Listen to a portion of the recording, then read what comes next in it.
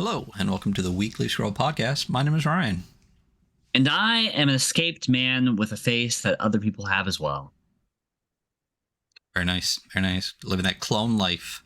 Yeah, absolutely. Today, we are going to be reviewing... it's not important. High Magic, Low Lives from Gym Room Games. I shouldn't have laughed at that. That was so stupid. I can't believe I laughed at that. But I'm so used to you being like, and we're reviewing this and having the physical because you're such a physical guy. I mean, I always that was actually that was a good bit. So you want me to? I got some other Gym Room games here. I could pull out some Weaver's Observatory. What else we got? Oh, here we go. Here's a Gym Room game. Boom! There you go. At least you get one.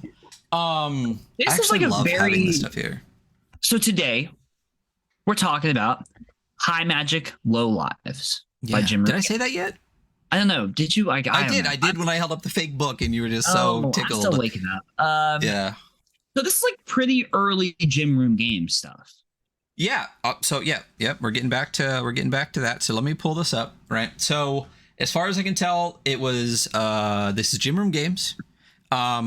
This is Dan Phillips, and fuck me because I know Carrie's last name and I totally blanked on it. So Dan and Carrie, Gym Room Games. If you listened to us last year, you know that we did Gym Room Games. It was 9 Lives to Valhalla, which is one of our Kelly Lowry. Thank you so much, dude. Great people, super nice, great games. This is one of them. I was actually talking to Dan about this previously. They put this out when they were still hobbyists. I believe it dropped in June or July of 2019, originally July of 2019. And this is one of the first things that they put out, like I said, while they were still hobbyists, before they were really doing like a lot of games. So this is a first edition that has a second edition in the long-term plans. Cool. Which will be really cool. I agree because I like this game. You're the one that sent it to me originally. Yeah, this is a Hunter episode, y'all. But having said that, like I'm excited to see what their second edition looks like, because I think there's a lot of really good here that could use some cleaning up. But I still really like this. Yes. So I had this like tagline in my head of like my opinions of the game. I think that this is a good game. I would play the shit out of this game.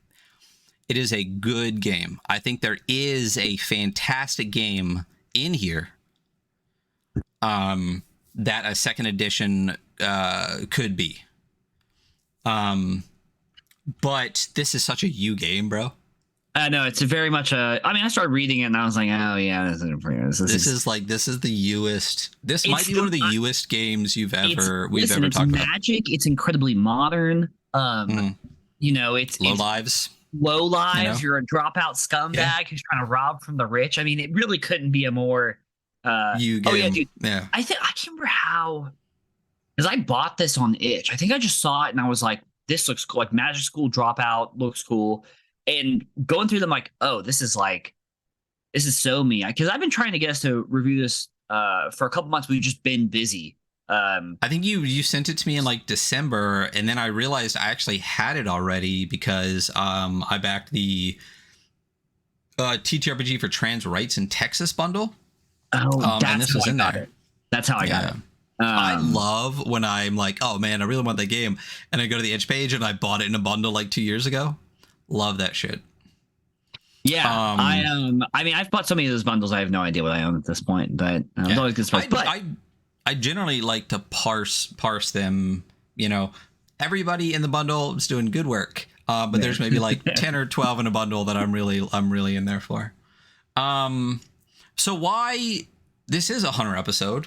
A lot of times we pick the games together, but this was you literally going, we're doing this fucking game, and me going, all right, I'll read it. Okay, let's do the fucking game. Why? Yeah, why'd you want to do this one so bad? Oh, I mean, the fact that it's such a you game. I think that this is like a really good, like TBTA adjacent, that pulls in some other influences that I really enjoy. I love the magic system.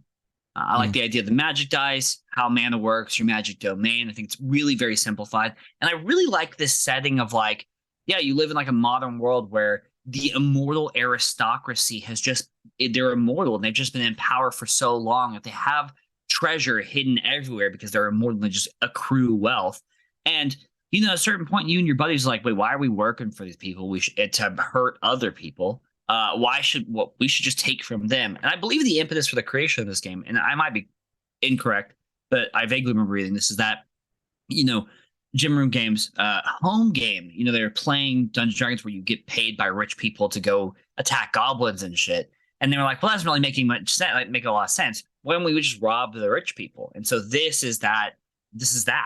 I also really like this setting. For me personally, the internal setting in my head is very much like Paradigm City Big O, where it's like dome cities and like you have the ultra rich that just live like separately. You know, they live in their own worlds. That's exactly how I would run this. And when we get to tone, it's funny because they do mention domed cities. I'm like, yeah, exactly how I would run this. And I just really, I mean, the character classes too. It's not character classes, it's your general deal. Your general deal. We'll talk about the language used, and because it does it really well. The itch pitch, and then we'll hop into the game, is Heimendick Lowlives is a post-dungeon fantasy tabletop RPG. Love that phrase right there.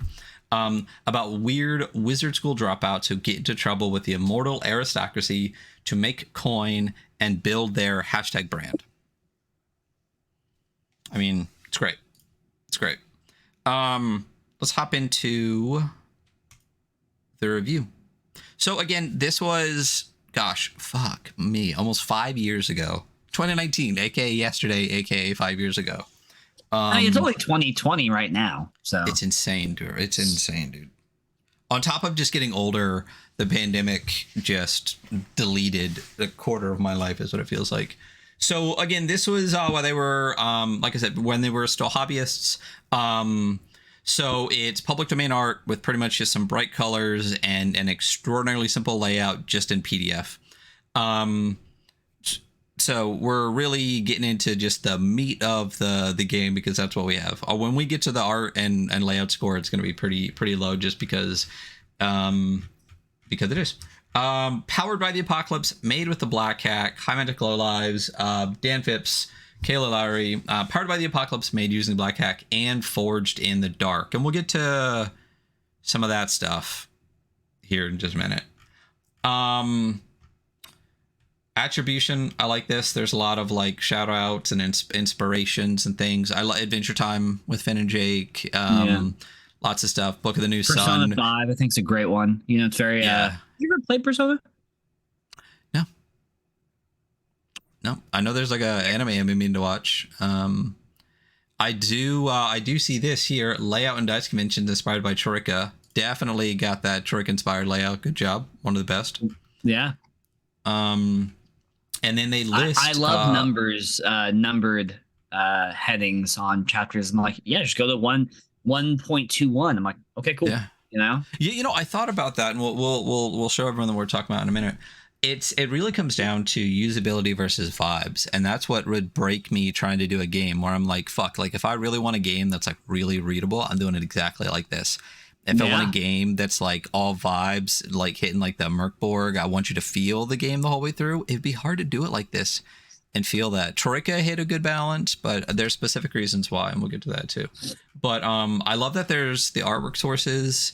The interesting thing about this, that I feel going all the way through, especially knowing the rest of Gym Room Games stuff, is that again, this is like one of the first things they did when they were, I know I've said hobby, it's like 18 times, it's a good word though, but they did such a good job on such like a first thing as far as the choosing the Troika style layout, having the artwork sources listed here. Like there's so, like you can clearly tell, like if I saw this in 2019, I would have been like, these people are gonna make good shit, like give them like, I would say even the way they refer to things through the text, like the terms and stuff they use, I'm just like, okay, you clearly know what you're doing. Like, oh fuck yeah, you know, I mean, this is a first outing, and like their first outings for a game, especially. I mean, there's a lot going on here.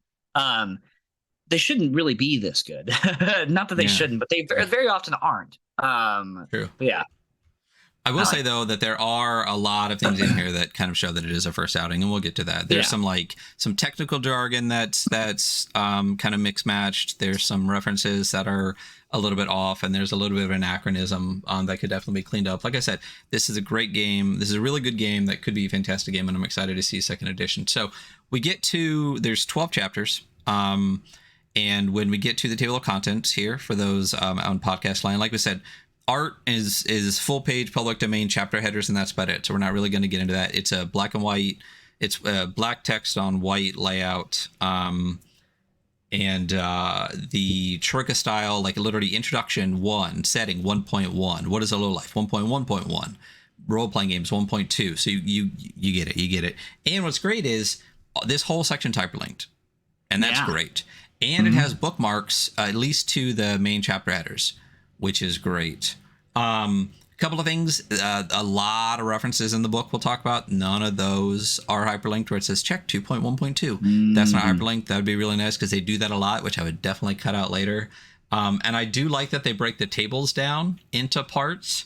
If I was going to do this, though, one thing in my head is I would have them in the thing like this, and then at the end I would have another section that was literally just all the tables by itself. Secondly, that would be super helpful, because there were times where I was like, I just want to go to chapter 3, and I know it's so easy, you can just go to 3, but it'd be nice, like Death in Space has that, where they have every table in the book as a separate table of contents, so you can click through that too, and it's really, really nice to see. But 12 chapters. We're gonna go through them, and a lot of it, this is one that we can go through a lot. There's introduction, there's the rules, there's a setup, there's character creation, there is combat, health, wounds, and death, magic, your phone and your hashtag brand, inventory, experience and advancement, NPCs, and the Immortal Aristocracy. So chapter 1, introduction, pink piece of public domain art with some like dirigible in the sky. So I'm going to read a bunch of this. Introduction, I've already talked about the High Magic Low Lives with school dropouts, hashtag brand, but the setting is interesting. I'm going to read it. The Immortal Aristocracy is an ocean. From it all wealth comes, to it all wealth returns. Quick break. If you haven't listened to the first episode of the relaunch of the Brain Trust podcast from Adam Bass and Will Yobst, one of the things they talk about in that episode, they call it, I believe it's like the firebrand, I think they called it, where basically it's like your first sentence or the very initial first reaction you get from a game, and like the writing, and they talk about like their first kind of little bit in like Torque and a little bit in like Cyber Metal 2012. Those two lines right there, for me, insanely good 2-line opening to a game. I was hooked the second I got through that. But yeah, the Immortal Aristocracy is an ocean. From it all wealth comes, to it all wealth returns. They watch from their tower walls as generations of the common folk live, toil, and die. Their houses rise and fall, their wars bloom and rot. They are not without kindness, but this kindness stops long before the gifts of self-determination and dignity begin. The land is peppered with magical colleges bearing the names of great houses, where a commoner can seek to better themselves and have the honor of bearing an unpayable debt to a noble family. Opportunities abound for those with magical training under the Immortal Aristocracy. The Immortal Aristocracy is an ocean, and the honorable thing to do is to guide the rain back to the shore. Coin, health insurance, a title, and perhaps even the chance to marry into a minor house all await those who serve. You and your buddies have a better idea, though. All this coin that the aristocracy is amassing by sending dopes to bully folks who are just minding their own business, well, they got to put it all somewhere, right?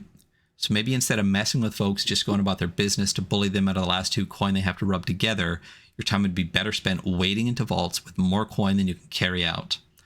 Last you checked, the honor of serving a great house doesn't put food on your table, put weed in your pipe, get you laid, or help you sleep at night.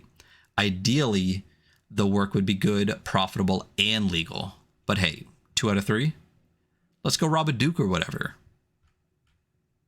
So good. Yeah. Really, I mean, I think you're immediately like, okay, I'm I'm into this, you know. Yeah. Really well Instantly written in. also. Yeah. So good. I will say a couple of things about this that I found early on was, to me, there seems like a little bit of anachronism. Like, to me, this feels like maybe like almost that Blades of the Dark level of technology. You know what I mean? Maybe guns and stuff, but like still like magic and fantasy and stuff. But then then there's a later point where suddenly it starts talking about like your phone. Right. And I felt like the mention of like that level of technology and phone and live streaming and stuff like that could have been up higher in like the setting area here. You know, like there might be like some little mentions, but when it suddenly is a whole chapter on it, my brain kind of went, wait a second, I have to retool my entire understanding of the setting. I wonder if that's partially also like the art used. Obviously public domain art and what they, you know, but it doesn't really give you that whole like, because I'm okay with like a little anachronism. Actually, I think that's like it can be a strength. I do understand what you're saying. It's like when you get to the phone, you're like, oh yeah, they're phones. Yeah. Because even in the preview, it talked about like live streaming and stuff, but like as you read it, even to get to the next part, like 1.1.1, what is a low life? So if you know how to sail, why are you a pirate instead of a sailor? Why are you a safecracker instead of a locksmith? Why are you a private investigator instead of a cop? Why are you a forger instead of a notary? I don't know, like throughout, it really feels like the level of technology is much more into like a fantasy world. So the phone thing, like I'm totally fine with the phones being there. I think it's great. I just think an earlier mention of it to kind of set that level of technology in your mind, so it doesn't feel so anachronistic later, would be nice. So you are an adventurer licensed by the Immortal Aristocracy to do their bidding. You could be an adventurer, but you're not. You're a low life instead. And what does a low life do? They mess with the Immortal Aristocracy, especially if it helps the locals. You're fucking wizard school dropout Robin Hood with a fucking phone and some magic. Robin Hood. Yeah. You make lots of coin through robbery and hijinks, and then blow it pretty much immediately. And you brag about it to look cool, and take the blame. So this is the is this the introduction chapter? Yeah. So role-playing game. I actually really like this chapter because I know we talk shit about like what is a role-playing game a lot. I feel like this one does it really well. Hymantic Low Lives is a role-playing game in the tradition of Midwestern American folk art of the 1970s. Fuck, I love that phrasing too. Players take on one of the two roles, a lowlife or the GM. Lowlives are the protagonists of our story and the primary means by which the action is driven. Their players' role is to listen to the GM and each other make choices about how to proceed. They describe their lowlife's actions, and in situations where success is not assured, roll dice. The GM describes the environment and supporting cast of the story as well as the villains that get in the lowlife's way. A good GM drives the story forward. It listens closer to the player's actions and asks leading questions. What does GM stand for? Roll to find out. D66 table. I love the roll to find out. Oh my God. For GM. You know, we're going to do it right now. Do it. Also, though, the tone through this entire thing, some people try to write themselves into the technical language a little bit and don't do it very well. Oh my God, is it done so well throughout here. It's a lot of technical language and suddenly it'll just be like, comma, like whatever, or like something like this, where there's so much tongue in cheek in a funny, like modern way. Like that almost helps the like the phone bit even better because like a lot of the lingo and vernacular used throughout sounds like someone who definitely has a phone. You know what I mean? So, I agree. I rolled. I'm the Grand Maniac. Dope. Works. Yeah. I mean, I really love the I don't know, the Goblin Manager. But it's great. So D6 tables. It's also really cool. You roll a D6 right off the bat. It's a lot of D6s. This feels like a fun intro to the dice mechanic, which is nice. 1.2, conversation. The medium of play is words, typically spoken. Again, I love that. It's just interesting. It's as fiction much as you need. Yeah. Fiction first. The rules are important, but they flow from the fiction. Make sure you've established the context of the situation and described a character's approach before rolling. Rulings over rules. You know what that means. Texas framework. Make good choices. Player intelligence. A clever player plan trumps a number on your character sheet. Embrace randomness. You are not always in control. Resource management. I love the resource management. Basically, it says you don't need to worry about basic food and water. You are an adult fucking human being. You have that on you. Like, seriously. But higher level stuff, valuable shit, you'll keep track of that. Fail forward. Nothing happened is a dreadful outcome. Love that. Time is interesting too. When time is discussed and referring to the text, it basically says that when shit doesn't matter, don't worry about it. And when shit matters, worry about it. For example, the example they use is armor. Like, if there's no danger and for you to like put your armor on in the morning, you don't need to say, I put my armor back and take 4 minutes to do it, because it doesn't matter. Who gives a shit? You have the 4 minutes. But if suddenly you're ambushed and 4 minutes matters in game time, then it matters. And I love that, because too many people, especially in some of the more trad games, think that every rule has to be followed at all times when it doesn't fucking matter. Yeah. Especially like putting the armor back on and stuff like that, even though I will get to the armor thing. But the other thing too about this intro section, I really enjoy it. I like it. I wouldn't mind if it was in more of like a principles kind of like player principles, game principles kind of thing. Than just an introduction, because you go from like setting to player principles to like thing in a mix. I wouldn't mind if it was laid out a little differently, but I love all of these. I think as principles for this game, it's really fantastic and well written, like super tight, not a bunch of unnecessary bullshit. Then we get to the rules, which is full of unnecessary bullshit. So much unnecessary bullshit. It's like every person who ever writes a PBTA game just loses the ability to explain how dice work concisely. Well, having read PBTA, I'm like, that's it makes sense. World of Dungeons. There you go. Dice 2.1. Dice are used to address situations in the game when the outcome is unclear. Yes. If these situations we give control of the narrative to fate and interpret the results. I love it. It's great. Dice conventions. Dice are used in the game. All of them. D4 through D12. Some D20s and stuff sometimes too. It says you should have them. I don't remember ever needing one in the entire reading of the game. I think you get one for rolling inventory. There you go. There you go. But not in the rules mechanics. Sometimes you roll multiples. You know how this works. If it's 2d6, you roll 2d6 and add them together. If it's d66, you roll 2 6s, but it's 2 separate rolls. D666, all that stuff. You know how that works. Same thing. You know how to roll hundreds. You know how to roll 12. You know how dice work. I genuinely don't need an entire page to tell me how to roll dice. Risk dice. This is a little different. It's just usage die. Yeah. I personally really dislike the phrase risk dice. It makes no sense to me. It feels like an unnecessary change in verbiage when you only use it when you use something. I would prefer if it just got back to usage die, because I guess maybe like you're risking the thing you're using when you use it. Usage die makes more sense. It's more to the common vocabulary used throughout the thing. And I think even to explain it to players better, it's a usage die. So you roll it when you use stuff would be a lot easier. I love the use of usage die in here. I think it's extremely clever the entire way through. I just wish that risk dice was just called usage dice or use dice or something like that. I do like this is a small thing, but I do like throughout this thing they have the like uppercase delta symbol as their die symbol. I'm like, actually that works that works really well. Yeah. But just for the risk dice, like for the quote unquote risk dice, the usage dice. Yeah. So anything non-usage dice doesn't have a delta. Right. And you're right. I really do enjoy that they have like the delta instead to specifically lay that out. Super clever. Yeah, really I'll be honest. While I prefer usage dice as a term, whenever I see UD whatever written down, I'm like, there's got to be a better way.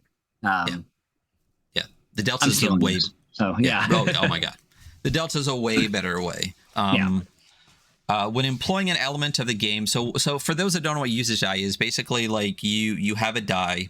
Let's say arrows, and let's say you have delta 6 arrows, right? Like after combat or whatever, and you've fired arrows, if you need to roll your risk die, I'm going to say risk die because that's what's in the thing here the whole time. If you roll a 1 or 2, that die decreases to a D4. And again, if you roll a 1 or 2, you are now out of arrows. So usage die, basically you have the die when you need to roll it. If you roll bad, you have less of that thing. But that mechanic is used across so much of the game, again, in such a clever, concise, like consistent way. It's done so well. Yeah, so that's how usage die works. I don't need a whole page on how usage die works either. I do like that there's an example of play, because I will never not like examples of play, and it's well written. I'm not going to read it though. There may be ways to restore dice through effort. Hirelings can be fed, given a chance to rest. Batters can be recharged, etc., etc. Another example of play. That's fine. The bad news is the GM rolled I don't need that. More examples of play stuff. When you roll 1 or 2 on a delta 4, the die is removed. That means it's gone. We talked about this. I don't need a third level of... I do like examples of play. I don't know if I need all 3 of these. When you roll a risk die with advantage, roll 2 and take the high result. When you roll a risk die with disadvantage, roll 2 and take the lower result. That's how it works. So interpreting risk dice. This is parts we need. So risk dice tell you a lot of things. They tell you how long you can expect a thing to last before your supply runs out. That's how usage die works. They tell you how well built a thing is and how much it can be used before it breaks. And they tell you the value of a thing, possibly how effective a piece of armor is, everything. Again, it's so much, and again, so well done. So there is table 2, interpreting risk dice size. Basically, it tells you D4 through D12 how good something is, how much it's worth, like how much you have, everything. Every aspect of a thing that you have is on this table. So clever, so smart, so clean. Great table. Really love it. Yeah. My only critique on this table is the 10 and 12 that like break into dude, like, it drives me fucking crazy. I'm like, hold on, it hurts my soul. It's so funny. I mean, it is an extraordinarily good table, though, I will say. And it's interesting to look at and be like, oh, if you want something that's like usage 10 or 12, that's like aristocracy only, or the court of the aristocracy only. I think it gives good context for a thing that's used for pretty much every item. Well, and the thing too is, like, even when you look at the rarity of it, you can extrapolate that to like fucking people too. That's what's crazy, right? So like when there's sections later we'll get to with the aristocracy where like when you deal with those people, you are generally rolling a specific type of die. So if you're talking to like the head guy of like the head family, you need to be rolling D12s. If you don't got D12s, you're not even fucking talking to this guy. And I love how this table can be seen again, like in different variations throughout all the mechanics of the game. So fucking clever. I really love it. Did we miss the part already where they talk about using risk die for pets?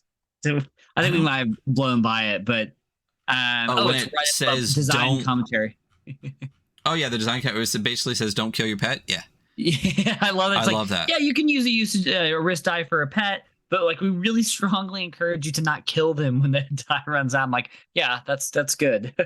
Yeah. The result of risk die use a similar structure.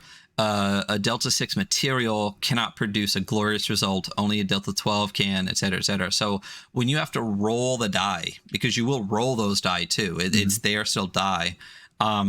It basically, like, you can use this whole table and it doesn't matter what you roll. If you're rolling a D12, right, and you roll a 1, harm is still up, even though you could get a 12, right?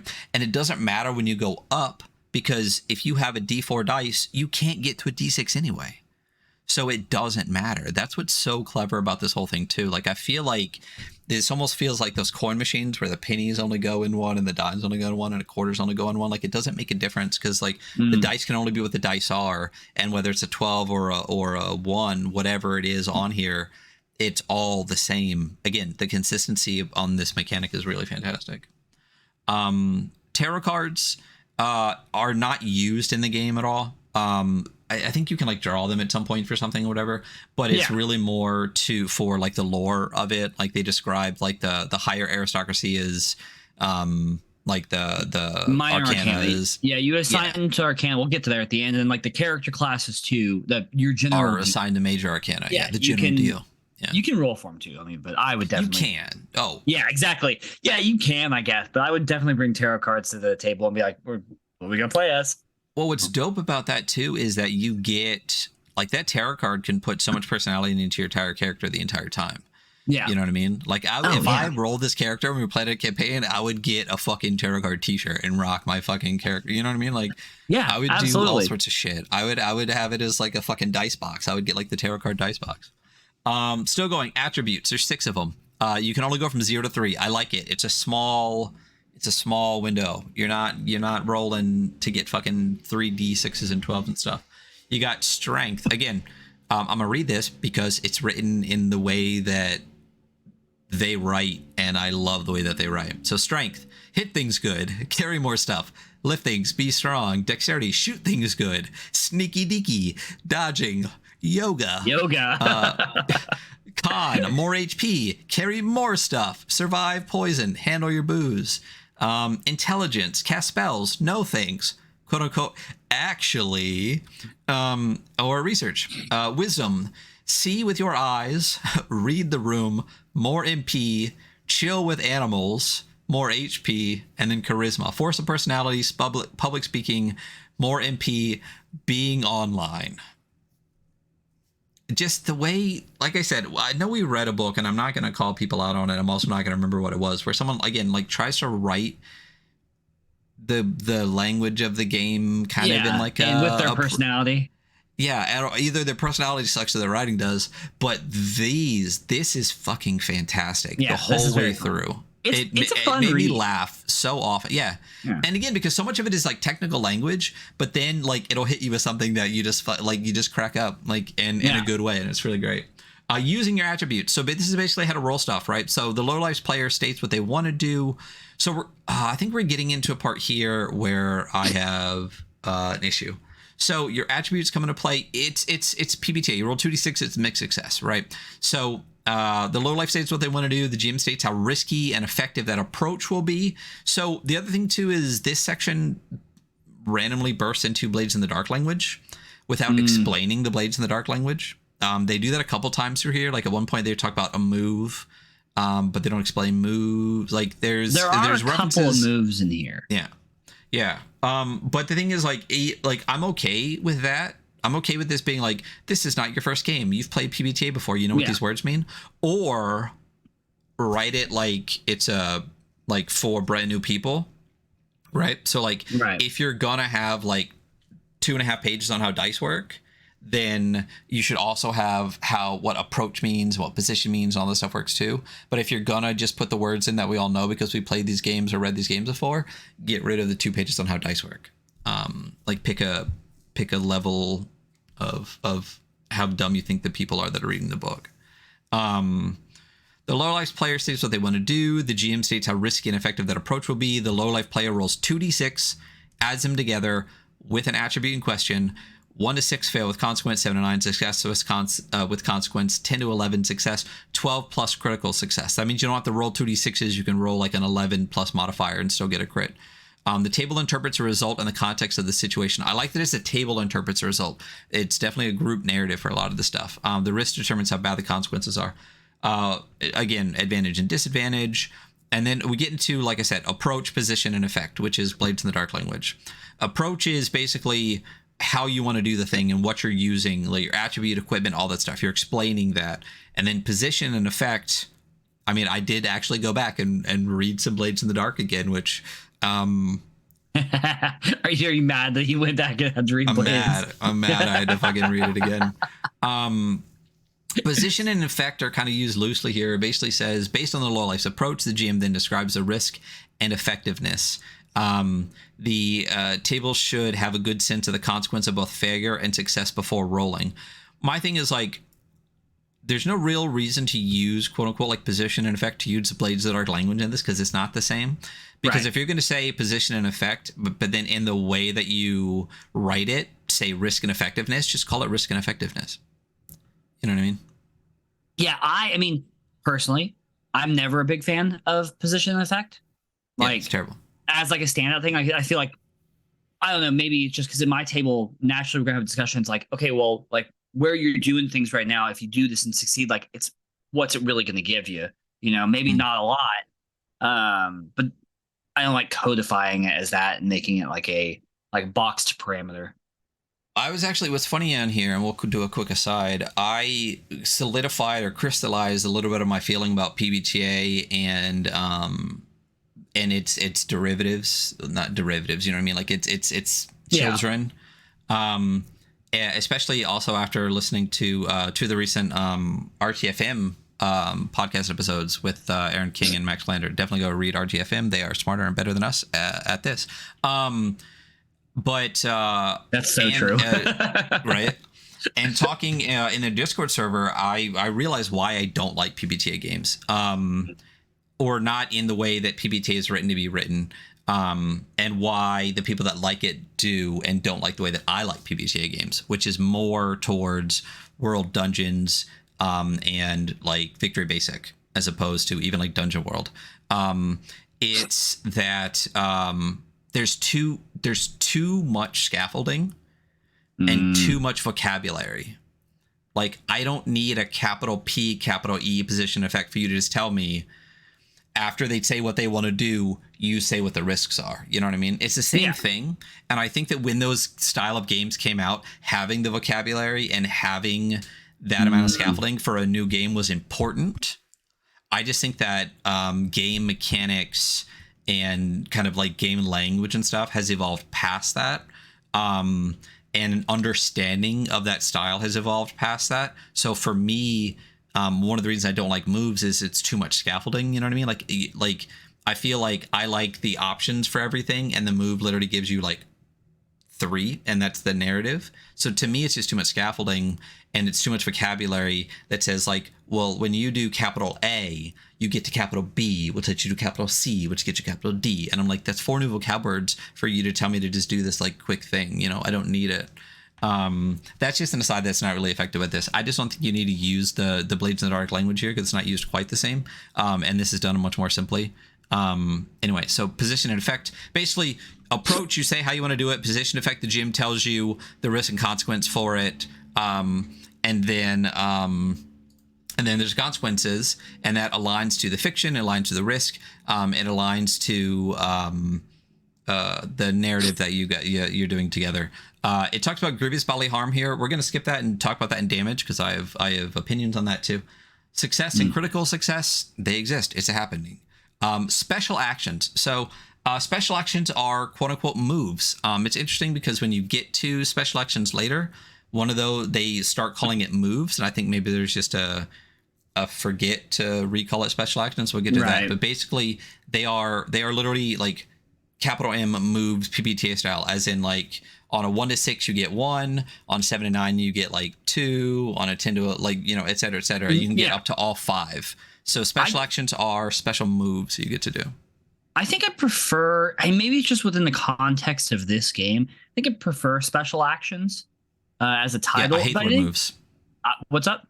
I hate the word moves. Oh, yeah, I genuinely hate it. But I think in this one, special actions is even better because most things aren't a special action. Most things aren't a move, you know, except a few things that are a special action. But dude, things not being a move is a move, bro. The joke that never leaves our podcast is, everything's a move. Everything is a move. This is how I like moves, though, because I do like PBTA style moves. What I don't like is basic moves. I don't want everything that I do broken down. Like, to me, I feel like when you really go hard on PBTA style moves, it's like, why do I have a GM? This could, like, everything is laid out. All the narrative is laid out. I could literally sit here and be like, well, I trigger this move, and the move tells me I have 3 things, and then I trigger the next thing. Like, I feel like you could sit around doing a PBTA game without any GM, because everything is laid out for you, and when you trigger a thing, the thing happens, and we already know this. You know what I mean? Yeah.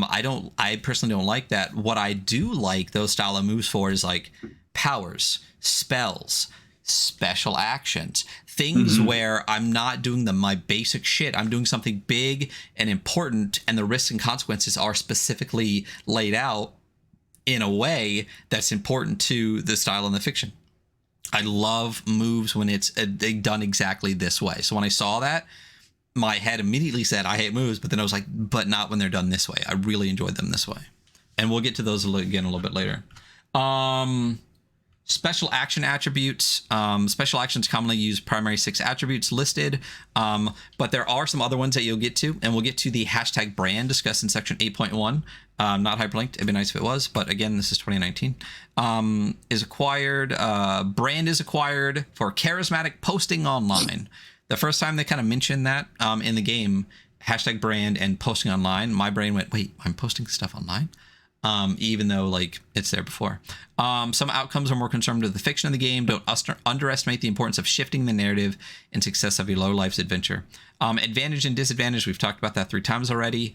It exists. There is a very long there's a example of play here. And then we get into setup. Oh, that's me. I'm set up. So the setup's pretty easy. It's essentially just telling you what you need to play this game.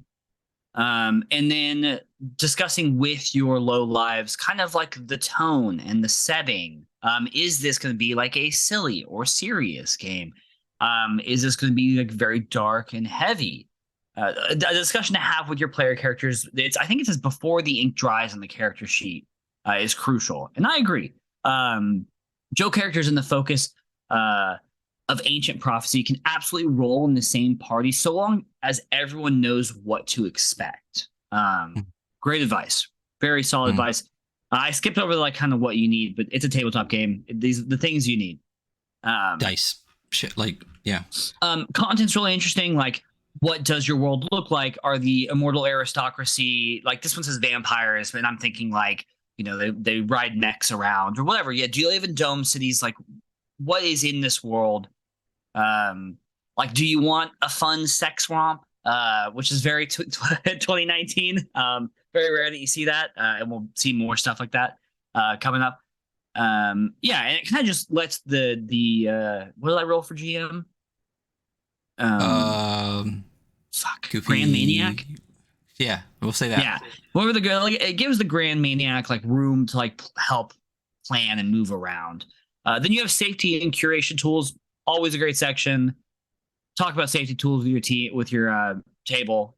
And then there's a designer commentary. Try not to worry over much about withholding information and lobbying for the inclusion of content that will make your players uncomfortable. For example, horror content is important to the game you want to run. Now is a good time to explore examples of horror with your table and find horror your table found effective and enjoyable. There are many ways to build tension, but the first and most important is a table willing to give themselves fully to the fiction. Yeah, basically, don't try to stuff stuff in the game you don't want. I mean, yeah, I do think that section's written incredibly well. I like a lot of this, and I do think it's important. Yeah, so this is the first time I'm gonna say this, and won't be the last. I think this should be in a different spot though, and I think this should be first. It's weird that we're this far in when this is generally like the very first, like maybe right after introduction, but generally this should be like before introduction. Like all of this thing, we basically says I would like to see it after introduction. I want an intro with that paragraph. I want that to be the first thing I read. You know, but like a lot of this stuff is more like, I feel like this is more like inside cover of the book. Like you're not really in the book part yet. You know what I mean? Okay, I could see that. I can see that. X card, safety tools, like all to me, like what dice are, or like what dice you need, stuff like that. That to me feels like, I mean, like Adam puts that either right on the inside cover or even just puts the dice and stuff that you need like on the back cover, so it's not even like in there anyway. It is like you said, great, well written though. It's good. Yeah. Moving on to that's it. That's actually by far the shortest section in this entire thing. A character 4, or section 4 is character creation, building your low life. So it's interesting because this has derived stats. So you roll 2d6 and then you look at this table to get what that stat is, and then it has you assign those stats in order. You're rolling like top to bottom, like strength first down to charisma. I am not a massive fan of derived stats.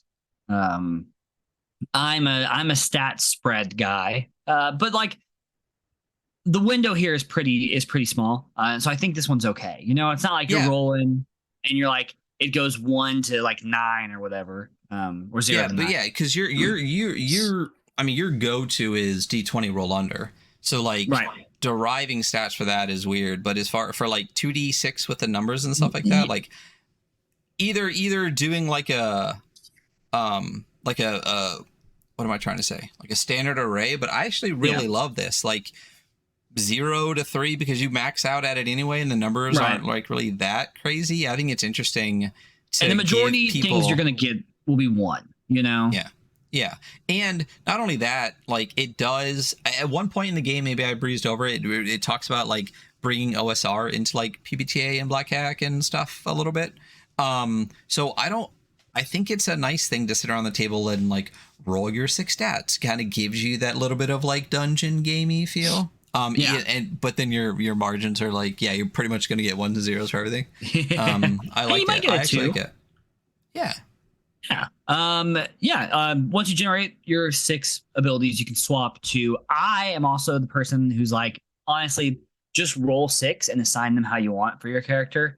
Which is funny because at the same time, like if there's a game where it's like you have to roll for stuff and everything's random, like no, everything has to be random. It kind of depends on the game, I guess. There is a example for how stats work, which is great for somebody. And then now there's your general deal. So your general deal is who your character is. You can roll for it. You can pull a tarot card, which is 100% the correct way to do it. Or you can. Oh, it doesn't give you the option to pick. Good, don't pick. And then so your general deal kind of tells you who your character is, what their background kind of is. It gives you like an ability that's almost always pretty cool. Actually, I think all of them. This might be one where I think almost. I think all of them hit. There's basically no class that I want to be like, sure, fuck yeah, let's do it. I had a hard time because we said we were going to talk about just 2. You pick 1 and I pick 1, and that's not what's going to happen today. We're going to talk about a couple, but you get 2 leading questions as well to answer that kind of like give you a relation to maybe another low life or like somebody in the world. I think maybe. I'm such a character creation guy that I think this section is what really 100% I was like, oh, this is it, you know? So, well, if I rolled for it, I rolled the rogue intelligence. But I mean, okay, quick breeze through on here. If I was going to pick, knowing what you know about me, which 1 or 2 would I pick? Oh, maybe the God Hunter, or that's one of them. Yeah, it's one of my top 2. The Blight Warden. You got me. I'm a fucking open book. Those are my top 2 right there. If you had to pick 2 for me, fuck you. But you're quirky sometimes. I know, but it's so funny. This whole game is like there's not one like general deal in this game that I would be upset about giving. I'd be stoked on any of these. Not a single one. I would almost say Wizard School Dropout, but that feels kind of like the classic one. I think that's why I like that one though, because it does feel like the base thematic archetype for this. I really do like that one. I also love that it's the Fool card. That cracks me the fuck up. Gosh, for your other one, I mean, you would get weird and be like the escape clone of the astronaut, I feel like. Yeah. I would. Yeah. The escape clone. I think let's talk about the Wizard School Dropout. Let's talk about the Blight Warden. Let's just do the 4 that we both picked. That'll be enough. That's cool. Yeah, I wouldn't mind like just touching on the bicycle mechanic too, because I think that's the sleeper class in the entire thing that I love the most. Okay. All right. Go for it. So I'm going to read them because they're fun to read. They're well written. Honestly, shout out. This game is enjoyable to read. So Wizard School Dropout, the Fool. It was 4 a.m. when you looked up from your mercury fumes of your overcrowded dormitory to see clearly for the first time just how many of you had piled in to learn the proper arcane arts and how few proper wizarding positions were open. It wasn't a total waste. You know the basics of the magical arts, how to defend a thesis, and you can hold your liquor. All things you learned in school. Alt metric, which is the ability. You may use intelligence instead of charisma when posting, if the topic is concerning the esoteric, arcane, occult, or otherwise magical. I think another thing I like about these is that when you get your general deal, as someone who's like the game master at all times, the ability of the general deal will tell the game master what's going to be included in that game. Because some require you to have like, gods and demons and stuff. I'm like, okay, great. That's what's going to be in this game then. Maybe not all the time, but I know to include it. And I really like that the implied setting in here is heavy, but not so heavy that it's strangling. Leading questions for this. You owe a lowlife a lot of money. Why are they being chill about it? And the other one is a fellow lowlife convinces you to leave your academic life behind. What were they right about? I like the leading questions. I think they're interesting. I like that you don't have to enter both. You can use them to actually ask a different question if that doesn't suit you. It's a really interesting way to do character creation. One, because like you just said, you are built like when you have your 4 characters, you can all look at each other and basically there's a quote unquote implied setting. I think like 80% of it is built, but the 20% personalization that you can do to it is really fantastic. And so much of it is done in these quote unquote general deals in the classes. That extra 20% is that it's just it works so well together. Yeah. What was I going to say? I will also say, actually, I totally skipped saying this, but I said it way earlier, but general deal, great. Really good. Oh, the words general deal? Yeah. Just like, what's your guys' general deal? It's like, oh yeah. I read that and I was like, it makes a lot of sense for this, and also how this is written with this kind of like tongue in cheek. Like this is perfect. Fun. Yeah. Do you want to read the Blight Warden? Sure, I'll read it. This is my favorite. This is for the High Priestess. The planet is a living thing and it is sick, but the symptoms are so big that most folks can't see them. Droughts and hurricanes, rising seas and foul water, and the blight. Pools of chromatic ichor. I think there's supposed to be H in there. Pooling downstream from factories and dump sites. It clings tar-like to creatures and trees. Over time, it changes them into mutated, dangerous things. The Immortal Aristocracy likes to keep the blight away from their estates and, to a lesser extent, their taxpayers. You and those like you were sent to burn the blight away and kill the mutated growths. You are a wet cloth on the fevered forehead of a dying world. Love that last bit. Also, could you just a whole campaign of blight wardens going out and blast? That's a whole different game. Like, absolutely crazy. I think one that we're not going to talk about, but is a really good one, is the next one, the Neophyte Body Modder, which is just like, too. Yeah, you make. Do you care? Should we just read it? Yeah. Well, let me finish this one. Oh, you didn't finish. I'm so sorry. Purify is your ability when fighting the mutated, corrupted, or otherwise unnatural. You may add your con to your damage roll. That one is one of the ones that's a little bit more specific, I think. Obviously, if you're going to be this character, the GM would have that shit in your game. But some of the other ones are kind of like more fitting to everything. And the leading questions are, you helped a lowlife navigate some dangerous terrain. What hidden thing did you find there? That's cool. While you were sinking into a hidden pool of blight, a fellow lowlife came across your plight. How did their quick thinking save you? The other thing I like about the leading question we didn't mention yet is this is relationship building. Because how I read fellow lowlife means like you're another one of your party members. Absolutely. Yeah. I mean, you are the only positions in this game to play are the GM or a lowlife. So it reminds me of, and that's funny, I actually haven't referenced this game in a really long time, since like the first year. Monty Cook Games Cypher system, whenever you build a character, they also have these questions. They're like, okay, a person table has to agree to this question, but how did you do this or that? It's very similar, and I think it's works really well. Yeah, for sure. Yeah. And the Neophyte Body Modder, the Immortal Aristocracy suffers the Body Modder guilds, but they do not do so gladly. They loathe any institution older than their own, and doubly so, anyone whose services cannot be bound exclusively to them. You have taken the first steps to being a master body modder, serving the mighty and meek alike to bring them comfort, independence, and dignity. The limbs you fashion are crude but functional. The magics that animate the appendages and internal organs of your creation work well, but you can still see the seams. Do not worry about the rumors from those who do not understand your trade.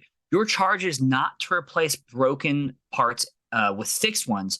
It is to help those in need to create a body with which your client will be happy. So cool. Yeah, one of the things I really like about all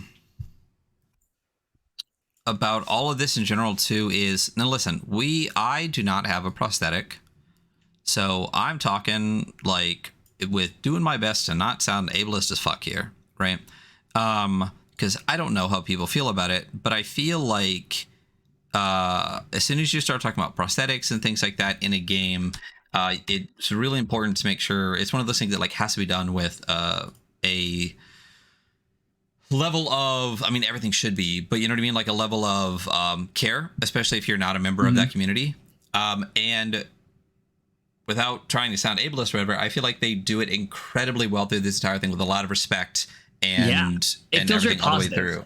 Yeah, it feels not only positive, but like it feels like it's not saying like having a prosthetic is not a bad thing at all in the game. The base is pretty much, if you have a prosthetic, like it works like normal, like that's fine, like, or you know, and can actually be dope because as you increase your prosthetic, you get like special abilities and shit with it too.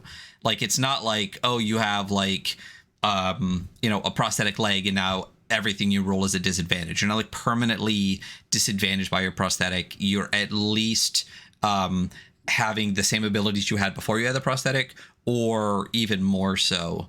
And I really liked that. Like you said, I feel like it was really a positive way and done in a really respectful way. But again, I'm not a member of that community. Could be talking to my ass, but that's how I totally. And I'm so down to be corrected on this. But the reason I kind of want to talk about this is because I thought it was so positive. And like, it's not about fixing what's broken. It's about making somebody happy and comfortable within their own form. And I was like, damn, that's pretty good. Your ability, build a mod. Given a few hours of quiet work, you can turn most objects into a prosthesis. The object becomes a prosthetic of equal die size and bearing some functional or aesthetic hints of its source. I think scissors become scissor hands, for instance. Great reference. And in leading questions, a fellow lowlife never felt comfortable in their own skin until you gave them counsel. With their permission, good note, in what way are they now changed? The other one is, you were imprisoned by a puritanical member of the aristocracy for helping common folk achieve the bodies that they need. Why did one of your fellow lowlives break you out? Great. Dope. That is a good one to talk about. I really enjoy that because there's like a whole section on prosthetics later. Yeah. There's so many good ones. Yeah. Rogue Intelligent, Circuit Rider's cool. The Tomb Streamer's dope. Live streaming your fucking adventures and shit. Pitballer. What was the other one? Local Escape Clone, cool. I think is the next one we're doing, which is 4210. Which also, once again, great organization where I'm like, oh yeah, it's 4210. Like, you know exactly where it is. The Escape Clone, which is also the Hermit card, which I love.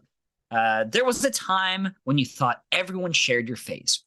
Back in the hidden city deep below ground, where you answered only to older versions of yourself. Unlike your siblings, you were never quite unable to let go of a burning question. Why weren't you allowed to leave? Now that you've skipped town, you're still getting used to all the different faces that other people wear, the other genders, and other creatures. You've also learned that anyone who bears your face has almost certainly been dispatched to bring you home against your will. The ability is another face in the crowd. You've developed an astounding capacity to blend into a crowd when trying to shake a pursuer. Very good functional ability.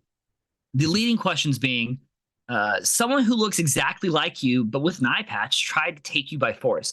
How did a fellow lowlife help you shake them off? The other one is, the apparent worldwide conspiracy surrounding your origin has become a fixation of one of your fellow lowlives. What bizarre truths have they learned about you and your fellow clones? Great. There's a worldwide conspiracy about this underground city of clones that now is in your world. Wasn't there a movie that did that? And I can't remember what it's called. There is. It's they're clones. I mean, they're not all the same clone, but they're clones of other people held in a facility because they're supposed to be like organ transplants for rich people, essentially. Yeah. I think it's called The Island. Was that wasn't Kristen Stewart, was it? No, it was Charlize Theron. Maybe. She was like one of the bad bitches. Oh, it was Scarlett Johansson. Maybe I'm thinking of something different then. I mean, obviously there's more than one. Every time a movie comes out, they make that's very true. Of it. That one's Scarlett Johansson in Obi-Wan Kenobi. So it was that one. It's a pretty good movie, you know. I feel like there was a different one though that I'm thinking of as I scroll through these. What was the other? The hedge pharmacist is cool. The poacher gatherer is dope. The third god eye, hunter. the private third eye is good too. That one's sick. The god hunter, yeah, go for it. Yeah. Okay, so the god hunter, every solstice, new gods. So also the amount of lore in some of these character classes too, insane.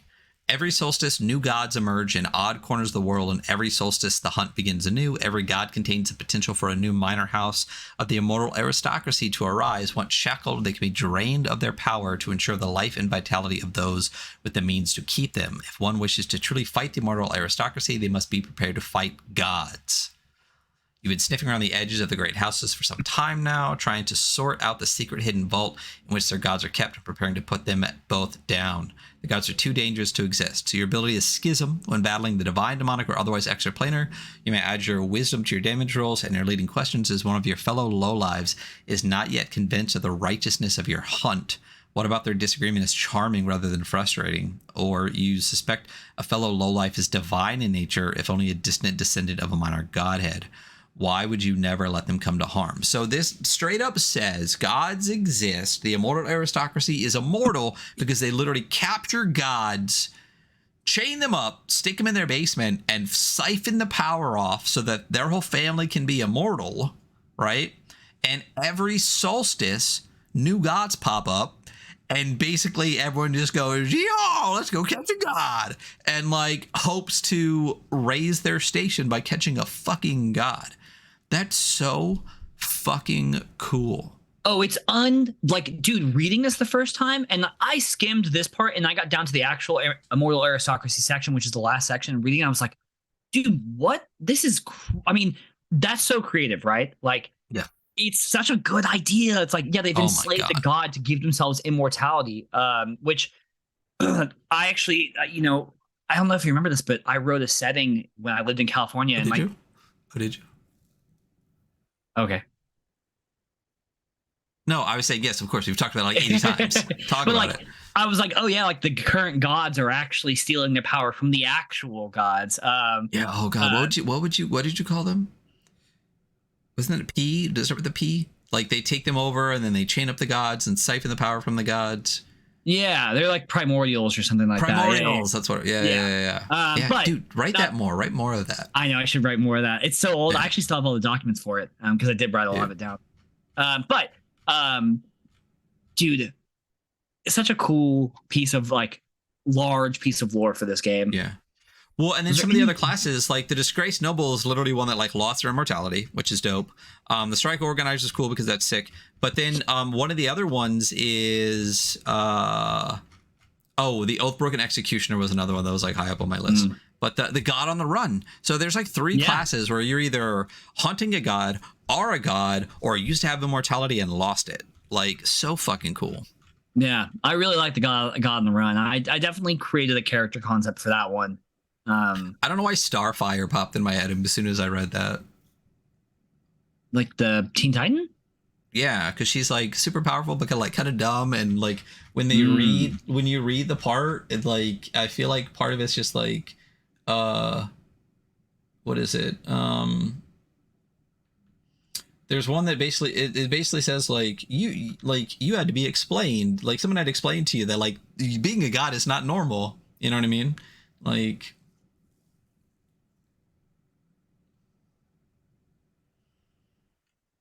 But yeah. I had a cat crying at the door. Sorry. Oh yeah. For a long time, you thought your life was perfectly normal. Which of your fellow lowlives had to be the one to explain that most people aren't the product of celestial intervention? So I don't know why that popped in my head for someone to just be like, "Wait a minute, you can't do this magic," Yeah. Anyway. Yeah, all of them are good. We could literally sit and read all fucking 22 of them, and they would all be fucking bangers. They're all bangers. Mm. There's no misses. That all the general deals hit. Okay, so invent your magic domain and patron.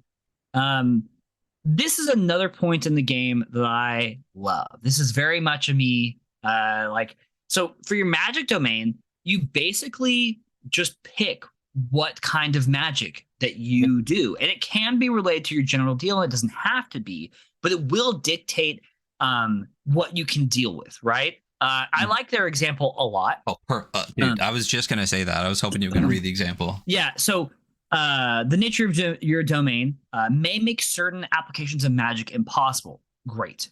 You cannot melt a steel door with the turnip domain, for instance. On the other hand, a lowlife with the magma domain would almost certainly have better chance.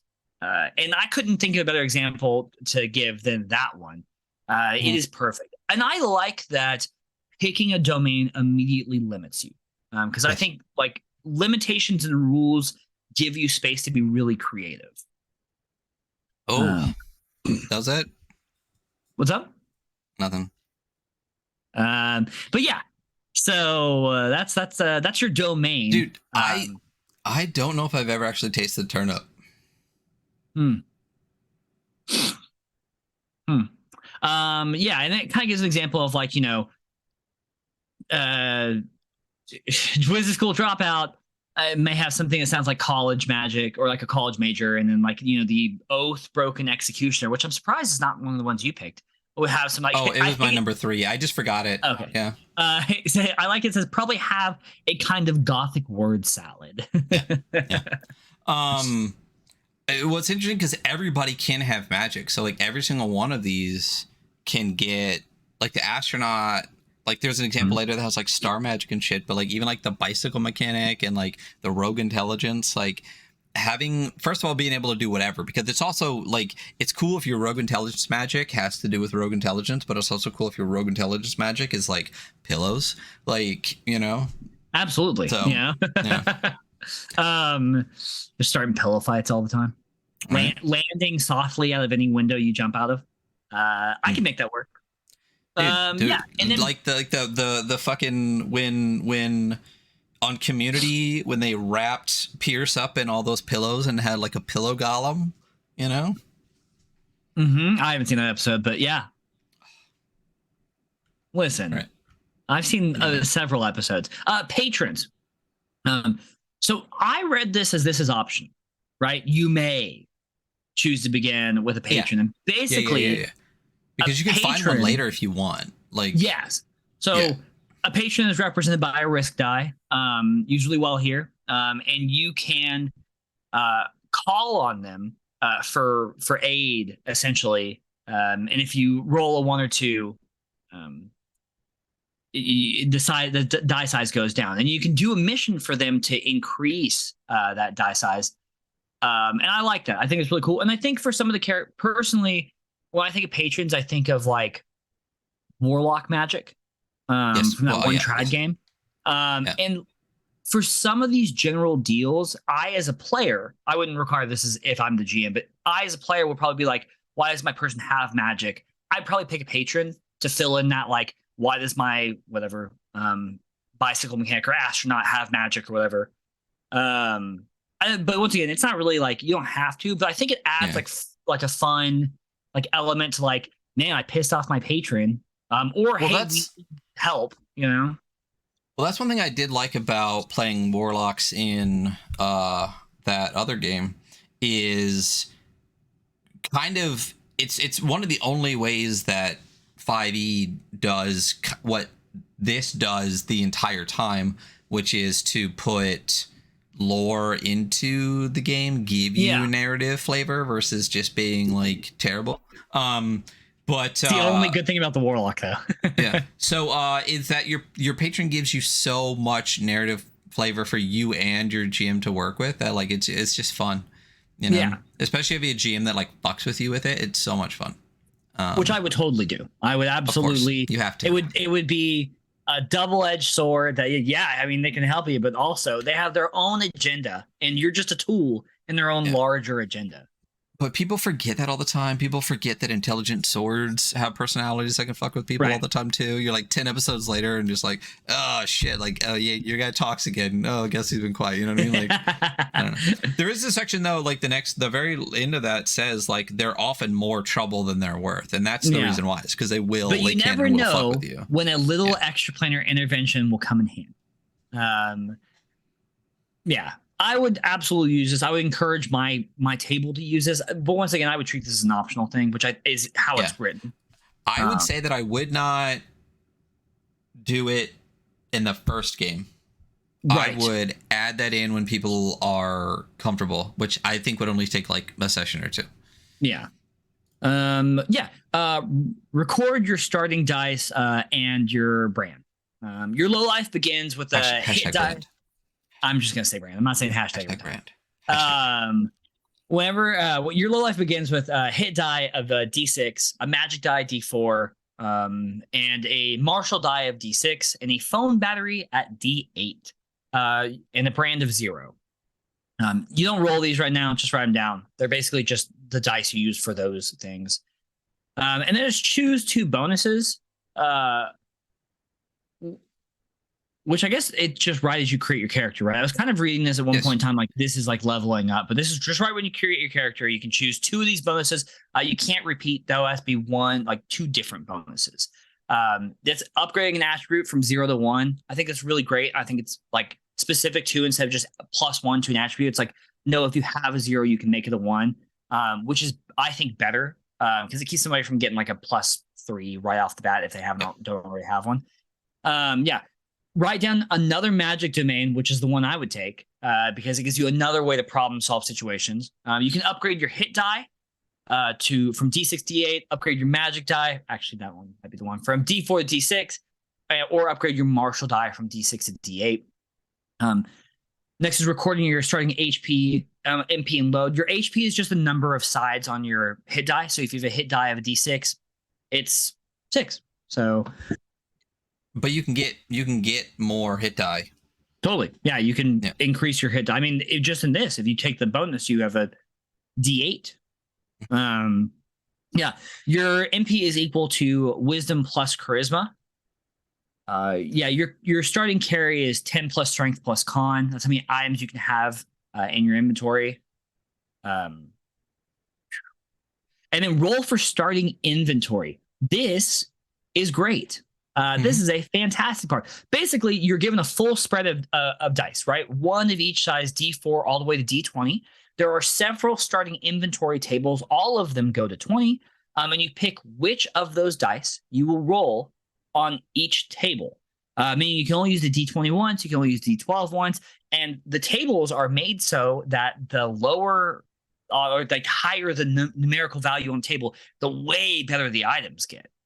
Yeah, but this is another thing that just like, I mean, I know this is how dice work, but my brain went, this is so clever in the same way that like, you don't have to have a bunch of separate tables for a bunch of different dice because the dice can only go so high anyway. So you just write the table so that the D4s get certain shit, the D6s, the D8s, the D2. But if you have a D20, you could still roll a 1. So like, it's just really, really clever. Again, the way that kind of thought and mechanic goes from the quote unquote risk die, usage die, throughout everything.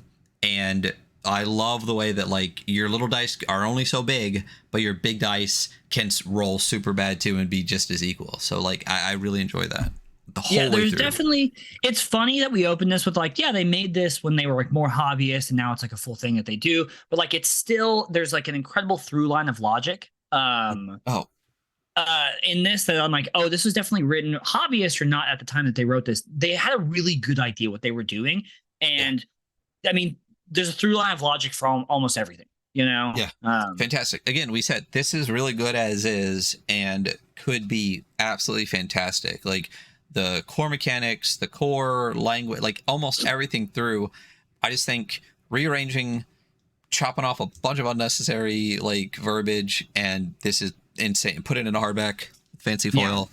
And I would love to have this as a hardback. I'd love to have this physically. I mean, this is definitely, I mean, listen. We'll just have to have no more. We'll just have to have Jim Room on and chat about it when 2E starts to drop. I would love that. Unless they call this 0E and the next one is 1E, and then I'll fight them physically. So the tables, right? The inventory tables are as follows. There's tools and food, drugs, medical, and recreation. That's by the way, drugs, medical, and recreational. Magic consumables, weapons, armor, reputations and favor, and haunted heirlooms. And this is these tables hit. Like there's some really, really great stuff on all these tables, and they're very open-ended. Maybe not so much like tools and food, like those are pretty apparent, right? You guys kind of know, well, you know, a terrarium full of beetles maybe is not as open or is not as apparent. Great cold brew. Yeah, it's a really funny one. For magical consumables, it's like, you know, 19's a dying star. Or a sack of extra planar tentacles, you know. I do like that they deal with items in the way that I prefer items to be dealt with. There's not this express purpose for an item. It's like, how are you using this in this scenario? And I'm like, that's great. I love that's so great. Like Greenhorns with Marco did the same kind of thing where like there's just cool names for shit, and he's like, I don't know what they fucking are. You tell me. Yeah, you tell me how to use them. Oh, so good. Also, so I would love. Have you gone past weapons yet? I haven't been watching you scroll. No, it's the next one. 20 Gunblade, the sword that's a gun. Also shot Final Fantasy VIII. But I mean, we don't have to go through all these tables, but like, you should get this and you should go to these tables. They're enjoyable to read. I mean, the number one on armor is a parasol. Like, but then you also have like a beanie knit by a witch and a helmet with a mustache. I mean, these are so fucking good. Reputation and favors, though, is a really cool table. Like, your person exists in this world, and you get to roll on like, okay, you have a reputation or favors. Like I really love, like, half your family is werewolves. You know? Yeah, like it's not even. It doesn't say half. It says like half your family is werewolves. Like half your family is werewolves. One is really funny. Dared not to do drugs. We're not going to get into how Dare program causes more kids to do drugs, but what I also think is funny is Hurricane Jim comes up again later, and the he said he'll fight anyone for you. What's up? He said he'll fight anyone for you. No, and that comes up later in the fucking. I love it in the combat examples and shit. Hurricane Jim comes back, and they give some examples of bad guys and shit, and you see the dragon punchers again. So I like that. Yeah, this game is such a labor of love. Like, it is just so enjoyable to go through. It cracks me up. Yeah, I think some of the other ones is like a really great one is 15. Sorry, we can move past the table after this, but 15, you drank from the goblet of night and live. Oh my god. What does that mean? Oh my god, that's so cool. That's so cool. But I will say the haunted heirlooms are some of my favorite fucking shit, dude. They're really good. Which one kind of stands out to you? Oh my god, you can't even, like, some of them are just like so like that Goblin of Night thing, right? So like a bullet that has fit in no gun that you can find, to me, like so fucking like, oh yeah, you got me. But then like you literally can have like or like cuttings of the ultraviolet rose, insane. But cuttings of the ultraviolet rose, it's so thematic, it just feels like something important, you know? Yeah. But then you get a license to drive in the state of Post, Ohio. Because apparently Post, Ohio is a thing, and we're in the States now in this fantasy world. But the switchblade that only opens for the Prince of Thieves, whom you are not, sad face, is definitely up there. Because it definitely has a sad face emoticon. Oh, one. With the doll head that is never where you left it. last. Oh god. My god. A creepy doll head fucking elf on the shelf. Fuck that. Yeah. I would hunt that thing. Yeah. It's so funny. Like, we like divided up this episode so Ryan and I would be like really dialed in for going through like our parts. But there's just so much that you're just like, well, we should just walk through this real quick, you know? Yeah. But no, because some of the parts, like these 2 or 3 chapters where you get read a ton and then we can just skim the rest of it. Like like I said, like the dice shit, that's 2 pages where you're just like, nope, fuck that. Yeah. Choosing some goals. This is great. And I very much agree with this. It basically says like, listen, your low life should have a goal, and the goal should probably be a little bit more than just like the accumulation of wealth. Yeah. And achievable. Yeah, and it should be achievable, and goals can change and add to it, and it adds depth to your character. I will say that like this does a really good job of like, by the time you're done making a character for this game, your character is fairly 3-dimensional, right? Yeah. More so than like I love games where you're just like, yeah, you roll a random asshole and you just die. But this is in a very natural and not forced way makes a well-rounded character. Fill out your name, and like we said, builds your world around you builds and your the party. world. Absolutely. All pretty simply. Yeah. And yeah, fill out your name, look, and vibe. It sounds exactly what it looks like. Your character's name, what they look like, and the general vibe, you know. And then yeah, a low life's profile. So this is your like both on and offline presence. So you can pick relationships, who likes you, who hates you, you know. The answers of your general deals leading questions should be answered here. I feel like for me personally, the leading questions are going to fill out a lot of the relationships, you know? Yeah. Your alignment. Alignment. So alignment is an access, y'all. Obviously, we all know the classic alignment, which is jock or nerd and preppy or goth. And this is a graph that you fit somewhere on. When I first read alignment, I was like, okay. And then I read that, I was like, okay, that's pretty good. Yeah, so you roll D6, 2d6, D6, not 2d6. And you or choose a point on the graph. Your first roll, 1 is jock, 6 is nerd, so you're somewhere in that spectrum, and like the second roll is prep and goth. I would love to be a gothy jock, by the way. Dude, goth jock was the first thing that popped in my head. I'm like, what piece of media has a goth jock? Like, who is the starting quarterback that like rocks eyeliner and listens to MCR after the game? Like, I can't think of one in modern media. And we haven't mentioned this, but this does exist. There is a character pamphlet like this. There's multiple pamphlets, and this one's definitely for the game master. And there's a character pamphlet as well that has the graph on it. Which Dan's in chat just said. Yeah, you can. The zodiac is you draw cards from the tarot deck until you have 4. First is star sign, second is your sun sign, third is your moon, and last is your void sign. I don't know what any of that shit means, and I would skip that entirely. Listen, my characters are doing it at my table. Yeah, I was reading it is the magic of astrologers that can bring their influence to bear, talking about your star signs. The magic of astrologers. Your blood type. You can roll your blood type. I love the blood type. Blood type cracks me the fuck up. Yeah. Yeah, be sure to donate when you get the chance. Hey, the transfusion you receive when you're limp home, missing an arm could be your own. When you limp home, I can read. I will say, and the only I love this table. I love it because it's 6 options, and I don't know if they had to go with 6 options, and there's not 6 blood options. There aren't. There's only 4. So they added I'm sorry. There's 5. There's 4. They added X and Omega. Yeah. And then the modifiers, positive, negative, but then you have double, extreme, chimeric, and blue.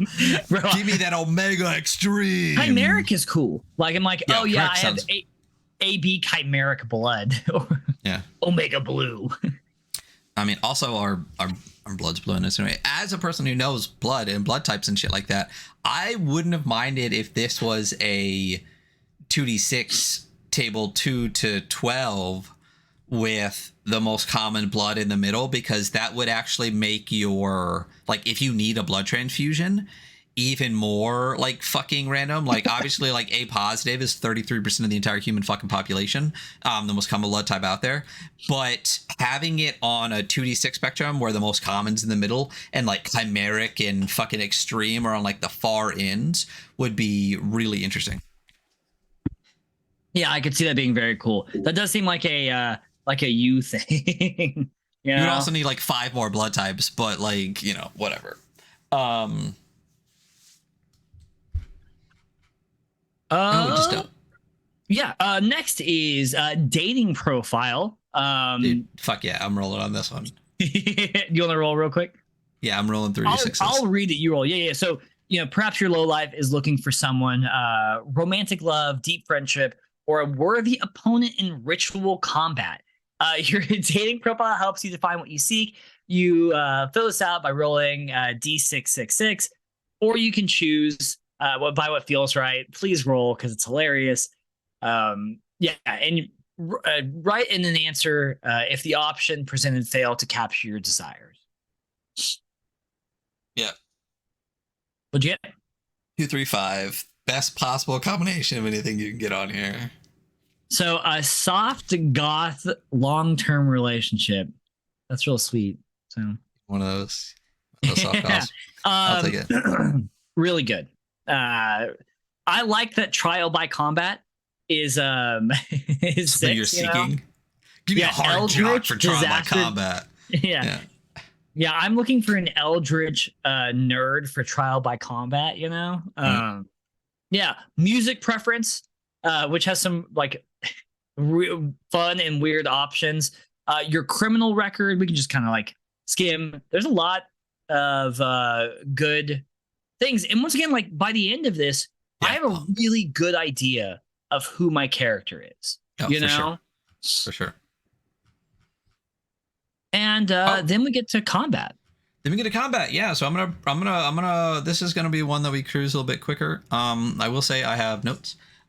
Players familiar with other tabletop RPGs may be used to mechanics such as initiative that dictate the flow of a fight. Hymentic Lowlives favors a faster, looser approach. This can be tricky to wrap one's head around.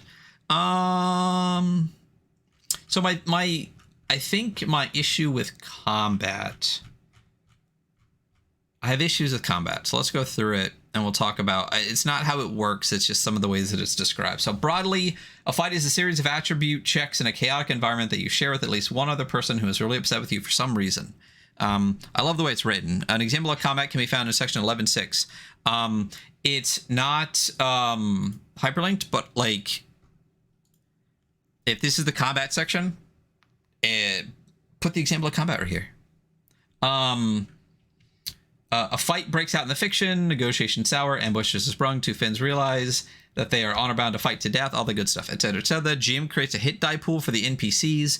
This is discussed in depth in section 11.1, but broadly, the bigger your foe, the more dice they get, and the better your foe, the more sides their dice have.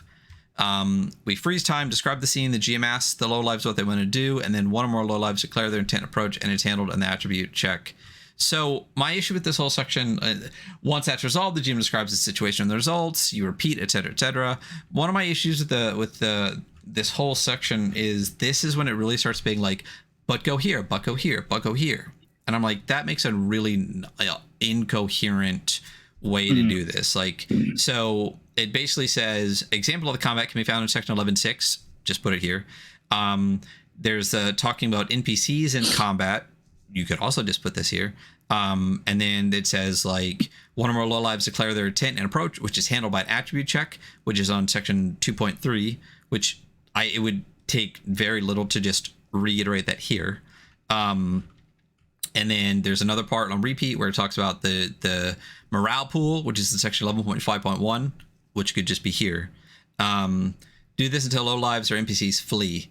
And then from the NPC perspective, see section 11. This is one of those things where like I wouldn't mind if some of the language here was like doubled up here and at the end of the NPC section, or like one of the sections had it really well, but then another section kind of had like the summary of it. But to just be like, this happens, but go over here for the other section for it. When I'm like, just give me the comment in the combat. You know? I think there's too much of it. Personally, I think like saying like the NPC stuff being like, oh, if you want to look at that, that's over there, and the rest of this being in here, and also like inline hyperlinking the whatever 11.5.1 or whatever it was.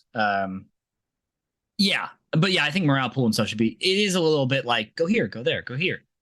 Yeah, and some of the wording for some of it when we get to later stuff too. So this is like a breakdown of how like the general flow of a thing goes. But like when I read it, like I get it, but it could be written in a completely different way that would make a lot more sense to me. Are you saying that you need a flowchart? Oh, dude, a flowchart would be insane for this. God, it would be so good. I know we do love flowcharts here, but they also like I keep seeing more flowcharts in games. I'm like, oh, this is really good. Yes, so good. It's so good. But like a lot of this is there's like 1, 2, 3, 4, 5, 6. There's 7 bullet points to basically just be like, it's an attribute check. Like people start fighting, people do the attribute check thing, and then you do it again. I feel like there's just too many words here and too many redirects to other areas, because this, to me, this section here right is like, basically, this is how it works. Check these 4 other spots, and then you'll get it. I just don't like that. If you're going to tell me how combat works, tell me how combat works. You know? 5.1, attacking. Attacking with a weapon is made using an attribute check per 2.3. Again, I don't mind necessarily saying go back to 2.3, but it also only takes like 4 more words to be like 2d6 plus modifier. You know what I mean? Like, I don't. Yeah. I would just keep it like this and I would bold attribute check and be like, if you want to learn how attribute check works, like go back. This one I'm actually okay with, because I don't think they need to write out. Attribute check is laid out early on. You don't need to be super explained about it again. Right. But we're 60 pages later in the book, and it's gonna talk about it a lot in this section. I wouldn't mind even just at the beginning, maybe 1 box that just explained attribute check again at the beginning of the chapter. So like, yeah, link back to 2.3 if you want to read it more thoroughly. But like when you hit this section and you're like, combat is basically a bunch of attribute checks, let me give you a little side box that says, remember, this is how attribute check works. Then I don't have to like reference it again and again and again, especially if I have combat. I can take like a little aside, a little box on the side, like just a little box that just explains it again without having to be like flip back to this other one. So attacking, declare a target and the attribute you're going to use, and then there's the mixed success level. 6 or less, you do not deal damage, you suffer consequence. 7 to 9, partial success, you deal damage but suffer consequence. 10 or more, full success, you hit, get away clean. 12 or more, crit, you hit, you gain a benefit as well. On a success, roll the die associated with that weapon to see how much damage has been dealt. We'll get to that too. Consequences while attacking, critical successes while attacking. This is important sections. I don't know why I feel like, again, there's just a lot of words. The consequences you may suffer for a miss or partial success should fit the context of the action. For example, common consequences might be granting advantage to your foe, rolling your weapon's risk with the disadvantage, or even granting your foe. Actually, no, it's great. It's 2 sentences. It's fine. I think maybe it's just the way that it's like broken apart. It makes me feel like it's more. Critical success while attacking, same thing. There's an example.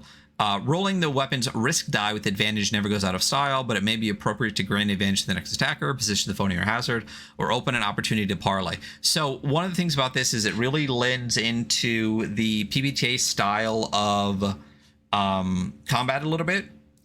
But I feel like the original, the beginning exam, like talk through combat sounds like OSR combat.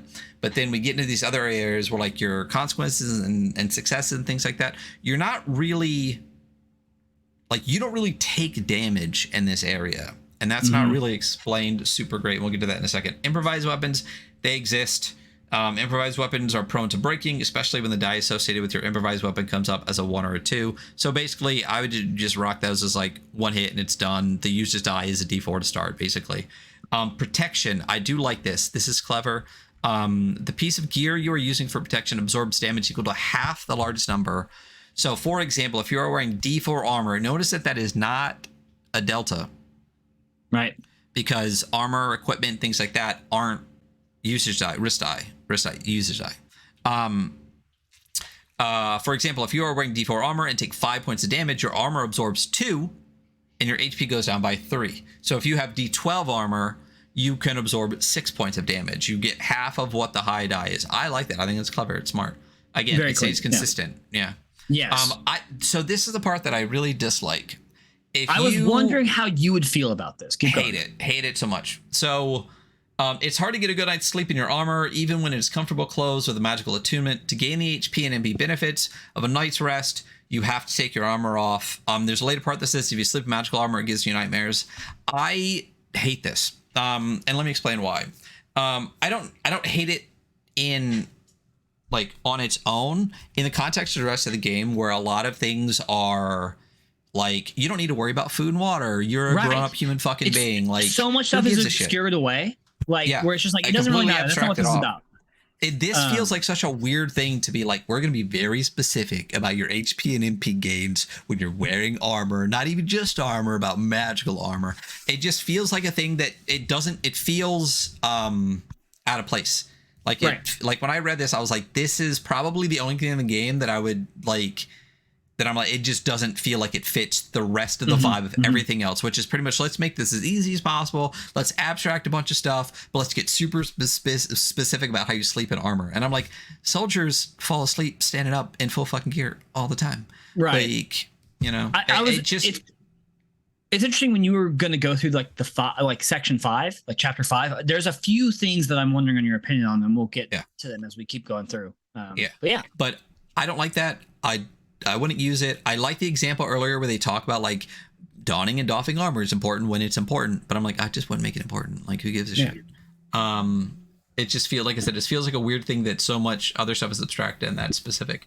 Martial training, the finest spear in the hands of a novice might as well be a stick, etc., etc. I love this actually for the armor. So basically it says you start with a martial training of D6. No matter what your weapon is, all of your shit's based on your martial die. So the largest die size you can use for a weapon or armor, like that's all it is. You can actually have a D12 blade, you can have D12 armor, like all that stuff doesn't, like it doesn't matter unless your training reaches that. You can't peek at it anyway. You're still just using a 6. So if you have a D12 blade, you still only roll a D6 dice unless you roll your martial to an 8 and then you roll D8 blade. I love that. I think it's super clever. This is one of the sections I was wondering your opinion. Yeah. I like this armor. As well. Yeah, armor is the same way. Like you can rock super amazing D10, D12 armor, but it's still only going to absorb. If your martial die is D6, it only absorbs 3. Basically, I think this is such a clever way to just be like, yes, you can use it. You're just not as good with it as you could be. Like there's a super fancy legendary blade. You can swing it, but you're not going to swing it as good as a super fancy legendary warrior. But as you level up, you could like... You can. Yes, you could eventually invest in that. Yeah. And I don't know, there's a lot of games that put parameters around equipment usage, and it's a lot of saying no. And I always think that's kind of lame, but I also think it's lame that like somebody who sucks at stuff could just pick up a god weapon, even though they don't know anything about weapons. And this is such a great middle point where it's like, yeah, absolutely, you can use anything. That's totally okay. You're just limited by your skill. Yeah. Clever, smart. I think like that built in, like you get better. Like there's a narrative thing built into that dice mechanic that I really enjoy. That's not written here, but it's implied here. And that like exactly like you said, like you get better with the weapon, like, you know, and it makes sense because the dice are getting bigger. Like it's just really smart. Also, I'm so happy we're finally going through this game and you're talking about it because I love hearing your opinion on it. Because I love this game. Listen, I don't really give a lot of opinions as a person. That's just not me. So get them while you can. Health, death, and wounds. Or health, wounds, and death.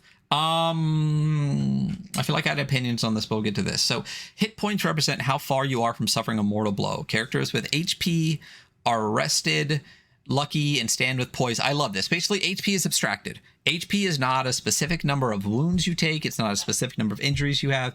It literally is just how rested, ready, good to go you are, or how tired, unlucky, and shitty you are. It's completely abstracted number that your general overall mental, physical well-being, like everything about you. I love that idea. I recently started adapting that, and I love that I saw it in here. HP, it's not a one-for-one wound situation. It's just your overall general goodness. Hit dice. All characters have a pool of hit dice. Hit dice are used to determine how many hit points a character has. Low lives begin the game with a single D6 for their hit dice, but can improve number of sides and quantity through advancement. I enjoy that. See section 10.2. So for non-player characters, hit dice determine the size and quality of an individual NPC. Small have fewer, big have larger. We'll get to that in the NPC section. Damage. So this is a part that I'm not a fan of the language on at all. I get it, but it's confusing. Anything that chips away at your hit points is considered damage. Typically, damage takes the form of glancing blows. Fatigue, poisons, hexes, other circumstances that can wear down and possibly kill you are also considered damage, right? The difference between a glancing blow and a mortal one is a matter of centimeters after all. Very true. Anything that deals damage should be able to kill you. If something does not have fatal potential, don't roll damage. A withering insult may lower your guard, but unless the burn is so sick as to possibly kill you on the spot, you might not want to affect the character's HP. I understand. I don't like the way this is written at all. I feel like it left a lot of questions that I've played enough games that I would be fine, but I feel like people newer to this thing wouldn't be fine with. So HP is abstracted. It's just a scale of how much, how you are right now. How you doing? But then, yeah. But then there's this part that basically says specifically, I think there's one line that one or two that really bugs me. If something does not have fatal potential, don't roll damage. That line right there needs to disappear or be rewritten, because my mind immediately went to, like, I get it, but a lot of people will go, well, what's fatal potential? Like, if someone hits me with like a chair leg, that couldn't really kill me, so do I not do damage for that? Like, does everything have to be a killing blow? Like, if I have D6 HP, does that mean only things that do greater than 6 damage? Like, does it have to be like a real killing blow? You know what I mean? I think that line bothers me less than it bothers you. I'm actually pretty unbothered by that. Like, I understand, like, yeah, hitting you with a chair leg could totally not kill you, but if I hit you in the head with a chair leg or a neck with the back of the neck, that could kill you. Like, right. So if I hit you in the leg, do you mark HP damage? Well, I would say that was contextual on the, like, I mean, it's like combat with anything. If you roll really high at damage, the way that the attack is described is going to be different than if I roll really low, you know? Kind of, but this game isn't OSR. This game is PBTA, right? So your approach and consequences and 1d6 and like, it's not a straight amount, because you don't take, like, the way you are dealt damage is different, right, than NPCs that even receive damage. So I get it. I understand how it's going to work. I don't like that line because I feel like it opens up an unnecessary question. You could remove that line, and nothing about this is different, but that question of, well, what's fatal damage then disappears. You know what I mean? I will say that I don't think it's a necessary line. While I'm unbothered by it, I definitely don't think it's necessary. And if you feel like it opens doors that don't need to be open, I feel like that's valid. You know? Yeah, I feel like so much of this, the technical language in this game is very understandable and straightforward, and very few times have I been like, well, that feels ambiguous. That's what I was thinking of. That to me throws a weird ambiguity that you don't really need. Because I can see, because you know how hard it is to pick up PBTA when you first start anyway. If you're picking up PBTA, read Patrick World from Aaron King. But so to have a weird ambiguity to, like, the damage that you could have, I just feel it's unnecessary when, like, it wouldn't make much difference without it. Running out of HP. So again, HP is an abstract. It's basically all the ways you get knocked down before the next blow is potentially the one that kills you. And I love that it's you getting worn down and then taking a mortal blow, and then there's a mortal blow table, a D66 table, and I love this. So it's left leg, left arm, right arm, torso, head, and then you get incapacitated, wounded, maimed, shattered, lost, and a killing blow, and it actually levels up as you go. So my only thing about the table have the other tables been highest number first and lowest number last? No. But there's no, every number has the same percentage of hitting, so it makes no difference. So yeah, I didn't even notice that because it didn't make a difference.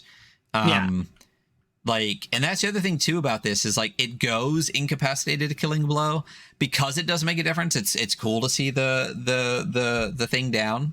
But this is another one where I wouldn't necessarily mind a mixed success table with 11, where in the middle you're most likely going to get incapacitated and wounded, and on the ends you could potentially get, so like you could even just roll this table, like just double it in two different ways, where 2 and 12 are, killing blow, and then et cetera, et cetera, et cetera, so that the middle one is incapacitated every time. So you're more likely to get incapacitated or wounded or maimed as opposed to immediate killing blow. That would be an interesting way to like make the game a little bit potentially less stealthy. I think also, Helm like John Davis Helm's wounds do that, where they split into 2d6 tables, so you're not necessarily going to die every time, but you theoretically could on a shit roll. I love that, like, if you roll a 3, 2, or 1 and head, you're dead. You're just dead. Yeah. So incapacitated is like rolling with disadvantage. Wounded, you roll disadvantage, and if you let it go too long, you get maimed. And then maimed, if you let it go too long, it gets shattered. And then shattered, let you go too long, it gets lost. And then lost, like if it's your head or your torso, you're just dead. So I like that if you don't get medical attention soon enough, like the wounds will level up if you do happen to survive. Really clever, really enjoy it. Like I said, this is fine the way it is, but I wouldn't mind, like I said, splitting it out into a mixed success table with the little lesser wounds in the middle. Wounds and lost appendages. Many of the results on the table gives you wounds or lost appendages that require medical attention. These wounds permanently affect your appearance and may result in disadvantage on certain rolls until the appendage is replaced with a prosthetic. Wound should be recorded on LOWLIVES character sheet. So you lose an arm, you lose an arm. But as we said before, you get a prosthetic, your arm is back as good as it was before, potentially better. Recovering hit points does not negate the effects of a wound.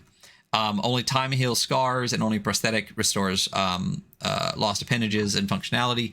Medical attention is a specific thing for all of this. The consequences of a mortal blow will degrade over time. Successfully applying medical attention usually takes the form of an attribute test with the intent to stabilize a wound. Attempting to give medical attention without first aid supplies appropriate to the task is possible, but should be even riskier. So attribute test, use the narrative that you have around you. I love that. This is what I'm talking about. Like it's very abstracted, and it's cool and it's good. So get rid of sleeping in armor. Prosthetics capable of replacing the full functionality of an appendage or organ are commonly available in towns. There are the body modders. So functionality wise, you have D4, D6, D8, D12. There are D10, D12. These are delta though. So these are risk die on the prosthetics. So D6 is pretty standard across the board for everything. Like normal, everything is a D6. Normal bad guys, normal humans, mostly D6s. D4 is still rolling with disadvantage for the functionality of your prosthetic, but it can keep going all the way up to D12, which is a vector of destiny. D10 or the Delta 10 is magically attuned. Delta 8 is not only is it your appendage, but it could be a tool or weapon. Love that. I love that you can upgrade your prosthetic. We talked about this. Body modification, we've already talked about that. Killing blows and death. I do like this. Death is inevitable. It can be delayed. Basically, death is one of the only gods that is too powerful for the Immortal Aristocracy to capture, and or too important. So if you almost die, right, or you do die, you can actually go to death and bargain with death to not die. Love that. You offer a sacrifice, obligation, service, whatever. You tell it to the table, and death should be inscrutable, mercurial, alien, maybe a cat. Definitely reminds me a bit of 9 Lives. And if death agrees it's the cat from 9 Lives with the skull. Yeah, exactly. That's all it is to me. That's all it will be in my game. If the bargain's accepted, you get to re-roll your death. But you could then just immediately die again and then go back to death and be like, all right. And then you just have to keep offering more to potentially stay alive. More and more in debt to death. Yeah. Dope. Like that's so good. But I also love that. I feel like the odds of like quote unquote dying are like, OSR-ish level. You know what I mean? It's not 5e. But I do like the idea that you get the option to potentially not die. You know, like being able to just be like, I will do this thing for you, Death. And now that's a whole campaign thing that you have to do, but you didn't lose your character and stuff like that. I like that that's the way it's done versus like 5D where they just give you so many hit points that you're never going to die anyway. And they tell the GM not to kill you because the story's more important, you know? Yeah. Well, you gotta every encounter has to be balanced. So yeah, right. Restoring hit points, and if it's not, fudge it. There are 2 ways: sleeping and eating. Sleeping, get a night's rest. If you get a night's rest without armor, again, such a weird thing to be specific about. I don't like it. Take your armor off if you want all your HP and MP. Eating food is important. If you have food or spirits or other consumable, wait, I think there was a specific mechanic. Yeah. You regain HP by rolling 1 hit die and adding your con and whiz, and you get all your MP back for sleeping. Eating. You cannot restore HP on bread alone, which is, again, you don't have to track food and water. But if you have food, spirit, or other consumable comforts handy and spend a few minutes to rest and eat, you roll the risk die associated with your meal and regain hit points equal to the roll con plus whiz. So sleeping is hit die, is rolling your own hit die and adding your con and whiz. And eating is rolling the die for the food you're eating plus con and whiz. Yeah. Like that. I think it works well. I also like this, like, oh, you have to eat every watch. You know, like, I mean, I like that when it's in the game, it makes sense for that. And I'm glad this doesn't do that because it wouldn't make sense. Yeah, not at all. Hit points and wounds. Restoring hit points does not mean your wounds have disappeared. We talked about this already. Magic. Talk to me about magic. Magic. Magic, man. Yeah. So all low lives are can cast, which is my favorite thing ever. I love when everyone's a wizard. Yeah. So you begin play with a domain, which we talked about, a magic die, which we touched on, and a pool of MP. Your domain themes your magic. And your magic die it dictates how powerful the potential for your spell is. Your pool of MP determines how many times you need to cast before you have to take a nap and restore those spell slots. Magic domains, as discussed in section 4.3, it basically is just like powers your magic themed, which, you know, grants you some parameters for how you could use it. The turnip and magma, you know. You can gain another domain through advancement, which I think is really cool. Your magic domain may grant advantage to a roll if it's specifically applicable to the situation, and disadvantage if it's uniquely ill-suited. I like that that's there. I'm sure that a table full of people could find a lot of occasions to use something in a weird way that wouldn't grant them this, but those few instances where it's like, oh no, this specifically makes sense for my magic. It's like, yeah, go off. I want to see people succeed. The magic die, very interesting. It's kind of like the martial die in a way, except outside the armor or whatever doesn't really dictate it. But your magic die determines the powers of your spells. Anything summoned through your magic will be of a quality equal to your magic die. That's cool. Deal damage equal to your magic die and protect you from harm equal to your magic die. Healing or restoring magics recover hit points equal to your magic die roll. Lasting effects will create a countdown equal to your magic die. Once your magic wears off, the subject of your spells will know magic was cast on them and probably be upset about it. At character creation, you begin with a magic die of D4, which can be improved upon advancement. Cool open format magic system, which I don't know if you guys listening know this, but I'm really into that. Yeah, just a bit. Any comments about that, Ryan? I think it's cool. I mean, you know, I like when magic is like open. I hate dancing magic. I think I do not like it. I do not enjoy it. So it's called high magic, low lives. I want magic to feel high. Totally. You know? And it does. Like, it's very cool. Yeah. I mean, you don't roll for most things for magic. It's just like you have a D4, so it's 4. It's risk 4, whatever, you know. It makes a lot of sense.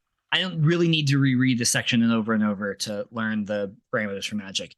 It's great. MP pool. Let me tell you that I am not a massive fan of spell slots. This isn't technically spell slots. It's a magic pool, And I really do actually like this a lot. It's just Yeah. how many times you can cast before you need to rest and gain back. And that pool is equal to your wisdom plus your charisma. So if you've got a 0 and 1, you got 1. Each time you cast costs 1 MP. Yeah, when you sleep without wearing armor, yada yada, 6.5.1. Casting Get rid spell. of that. Yeah. Yeah, I don't really. Casting spell. A low life casts a spell by using their intelligence. Spell casting is unique in that benefits of success and consequences of failure are not necessarily bound by what makes sense. Spells are limited only by their domain, their magic die, and the imagination of the player. The consequences for rolling poorly are similarly unrestrained. The position of the spell, therefore, the consequences of rolling poorly should be determined by the context of the casting. Trying to make a drowsy guard fall asleep is much easier than trying to make a rampaging bull drift off in the middle of the fight. I like this. My one issue with this is a 6 stat system, and you need intelligence to cast, but everyone casts. And I don't love that. If everyone can cast and you have that many stats, I personally believe that the casting stat should have some wiggle room as to what it is for the player, because this is saying like, well, intelligence needs to be good because it is what you're casting from. Do you not feel the same? I mean, it doesn't necessarily bother me because, again, the modifiers are so small. It's 0 to 3. That's a good point. You know what I mean? But it's interesting that you're using intelligence to cast, but your pool is made up of your wisdom and charisma. So, like, the thing is, like, you don't have one magic stat. You know what I mean? Because, like, someone could have 3 intelligence, but they could have 0 wisdom and 1 charisma. They can cast 1 spell. You know what I mean? So, like, if it was just 1, it would be different, but it's half your stats make up your casting. Yeah. So, like, a combination of any of those 3 can really make a difference. Like, you know, you might only get like a +1. You could get a +0 and still be able to cast magic, but have high wisdom. If your wisdom's 3, that means you get at least 3 spells. You know what I mean? Yeah. So, like, I don't mind it because there's like a mixed match of so many of the stats together to give you either how many spells you get or a attribute added to it or something like that. And like I said, also it's there's a ton of ways to increase your MP like really, really quickly or increase an attribute and stuff like that. So like, it doesn't bother me when you start out. If you just have like low or shitty magic, you can always just be like, I'm going to be a magic boy. But like, you could also play people that are like, I don't fuck with magic. Who gives a shit? Yeah. You know, that's very true. So it could just be dependent, you know? I mean, if that's the case, then I wouldn't mind seeing maybe some more options for like what you can do physically. If like you're like, oh, it's open to you being like not do magic at all and you be the guy with the sword, you know? Yeah, I mean, the thing is like you swing a sword, you know? I mean, it does use strength and dex for melee and range, but that's going to be in every game you ever play because magic is always going to be like cooler than like hitting someone with the sword, but hitting someone with the sword is almost always going to kill them faster. So it's like... I think it changes a little bit when everyone's a caster, you know? Yeah. Like, my question really... Go ahead. Why do you need 6 stats? Oh, I don't think you do. No, I think you could do 4 on this easy. I think you can combine wisdom, charisma, and intelligence all down into 1, and all of this would go away. I mean, personally, I'm thinking of like a sword saint or sword caster, and I'd be like, yeah you can use strength to cast, you know, or whatever dexterity, as long as you're using your sword magic, you know? Yeah. I will say... I don't think you need 6, but if I was writing this game, I would absolutely have to have 6 in here. Really? Why? Because everything is 6s. And my brain would just be like, well, 6 stats it is. Everything is 6s. The entire game is built around 6s. So 6 stats it is, you know? Yeah. I mean, maybe I'll just house rule stuff at my own table, you know? But I would give someone an option. House rule magic? You're going to mess with a magic system? Yeah, I know. It's really crazy to think that I would make a magic system. I mean, I just think that like, if I have a person who sits at my table and plays this game and they're like, hey, I want to be a sword saint. I want to be like psychically connected. Like my magic is the magic of the sword. You know, I'm thinking like if anyone's read Kill 6 Billion Demons, like that is a thing in there. And like the casting is just like the art of cutting. You can slice through anything, or whatever. And But I would. You can do that Yep. in this, and there's already precedent for it. What do you mean?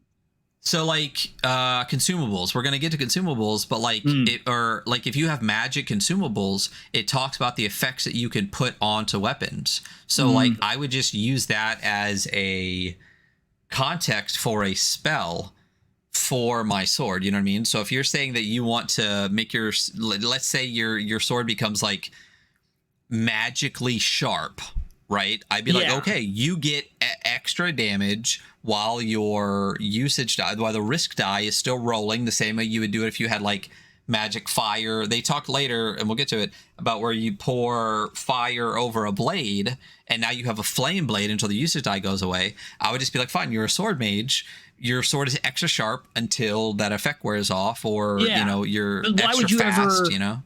But if it's always dependent upon like wisdom, charisma, and intelligence, and you want to play a fighter, why would you ever upgrade strength or dex? Again, I think maybe I'm wrong, and you can tell me if I'm wrong. I think your brain is thinking that the numbers are way bigger than they are, because the difference between 1 and 3 is so minimal. Yeah. That, like, well, I mean, on 2d6, if you have a +3, it's always a sex. It's huge, but like +1 is also not bad either. And once we get to like advancement, it's so easy realistically to just be like, well, I felt like in that session I need more intelligence. You get six experience points.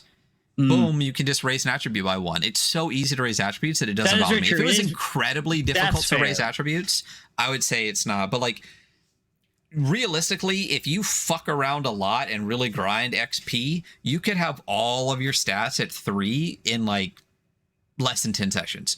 Easy. That's a very fair point. So okay, moving on to I like that point. That point does make me feel better about mine. Phone and brand.